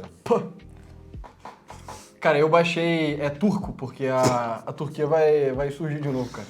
O domínio natural do Oriente Médio é da Turquia. A gente já falou verdade, sobre a gente falou. A gente tem que fazer o pessoal do Discord sabe que a gente quer fazer um vídeo sobre Império Otomano. Um dia vai sair. Tem prioridade. Sim, mas, cara, eu diria que os Estados Unidos é lendário. Porra, sob nenhuma métrica. Enfim, depois de uma longa discussão, a gente teve que concordar em discordar. Ele acreditou que os Estados Unidos é bem responsa, que os Estados Unidos é comparável à Holanda, e eu acredito que os Estados Unidos é comparável... Eu acredito que Quais são? Dá os seus argumentos. Supera a Rússia. Os meus argumentos são os seguintes. Quais são os critérios para você ter um império, né? É o impacto que você tem, tanto cultural quanto em termos de inovação, e não só inovação tecnológica, mas inovação da organização social, quanto o tamanho da sua influência, da sua hegemonia. Eu diria que em termos de inovação, os Estados Unidos têm várias inovações. Eles basicamente inventam a democracia moderna. termos de inovação tecnológica, tem várias diferentes. As principais são o motor a combustão, o uso do petróleo, na verdade, como combustível, que dá a segunda revolução industrial. Aí depois, eletricidade é inventada nos Estados Unidos, rádio é inventado nos Estados Unidos, televisão é inventada nos Estados Unidos, o carro é inventado nos Estados Unidos, o computador é inventado nos Estados Unidos. O avião é inventado nos Estados Unidos também. Caralho, eu não tinha nem pensado nisso. O avião é inventado nos Estados Unidos. O avião é inventado no Brasil. Aí o computador negro vai falar, foi o Alan Turing, o homossexual, sei lá o quê. Quem inventou o computador foi o Steve Jobs, brother. Quem inventou o rádio foi o... Tem um italiano também, já falo essa porra, que roubaram a patente do rádio do italiano. E a internet foi inventada nos Estados Unidos. Beleza. Além disso, o modelo deles de governo, basicamente, foi espalhado para a esfera de influência deles inteira. Que é essa democracia liberal, basicamente, eu diria que é uma invenção dos Estados Unidos. Ah, é? Com em termos... superdelegados, etc? Ah, isso aí é detalhe, pô. Isso aí você tá... Isso é um argumento de fariseu. Não. Mas, enfim. E, além disso, os Estados Unidos, eles contribuíram para a vitória da Primeira Guerra Mundial, talvez não tenha sido o principal. Foram o principal na vitória da Segunda Guerra Mundial, e que foi a maior guerra da história da humanidade, e eles ganharam a Guerra Fria, que foi um novo tipo de guerra que tinha sido inventada por causa de uma arma que foi inventada, adivinha onde? Nos Estados Unidos, que era a arma nuclear. Entendeu? Então esse é o meu argumento de por que eu acho que os Estados Unidos deveriam estar na categoria lendário, e eu colocaria em cima da Rússia, porque eu diria que tem mais impacto que a Rússia. Então. E agora o argumento dele de por que deveria estar no bem responsa. Cara, então, o meu argumento de por que os Estados Unidos deveriam estar como bem responsa é muito simples. É a longevidade desse império que é muito restrita, entendeu? Os Estados Unidos têm práticas imperialistas a nível global depois da Segunda Guerra Mundial. Isso é de 45 para cá. São 70 anos, 70 e poucos, 80 anos. Vai fazer 80. Vai fazer 80 anos ano que vem. Isso é pouco tempo. E isso é um mundo bipolarizado, né? Então ele ainda compartilhava essa hegemonia com a União Soviética. Eu atribuo os Estados Unidos à vitória à Guerra Fria, beleza, tudo bem. Mas eu também acho que, por outro lado, o comunismo inevitavelmente ia fracassar. Eu também então, concordo com isso. Então, assim, eu acho que isso é um mérito americano por ter levantado a bandeira, mas eu não acho que é um mérito americano por ter feito qualquer coisa. Porque era uma bomba relógio. E outro ponto também que eu acho que pesa muito nos Estados Unidos, é que os Estados Unidos, ironicamente, apesar do orçamento militar bizarro, já acumula algumas derrotas militares esquisitas, entendeu? Todo mundo teve. Por exemplo, todo mundo teve. Algumas derrotas militares mais vergonhosas, tipo... no Vietnã, a campanha do Afeganistão foi um fracasso também. O Vietnã é eminentemente sucessor do Império Romano. Né? Não, inclusive pela nossa discussão, o Vietnã era para ser o maior império da história. Mas o Vietnã, a Coreia também não foi o resultado que eles queriam e tal. Tudo bem, tem alguns golpes na África que eles também participam diretamente, CIA na América Central, blá. É esquisito. Eu não acho que o track record militar americano é brilhante, assim como a gente compra hoje em dia. E outra coisa também que eu acho que pesa para os Estados Unidos é que ele já está mostrando, ou pelo menos nesse trecho agora, nesse final do Biden, né? Ele já está mostrando dificuldade de manter essa unipolaridade global. Tem muitas zonas onde ele está sendo desafiado. Tem Cáucaso, tem Crimeia, tem Mar da China, tem o próprio Irã que está abusado agora. A gente descobriu ontem, tem Palestina também. Então eu acho que os Estados Unidos mostrou um ápice muito curto, né? Na hora de tentar abraçar o mundo. Tá mostrando, né? Tá Porque mostrando. ainda tá durando. Tá durando. Eu não acho que os Estados Unidos acabam, entendeu? Também não acho que...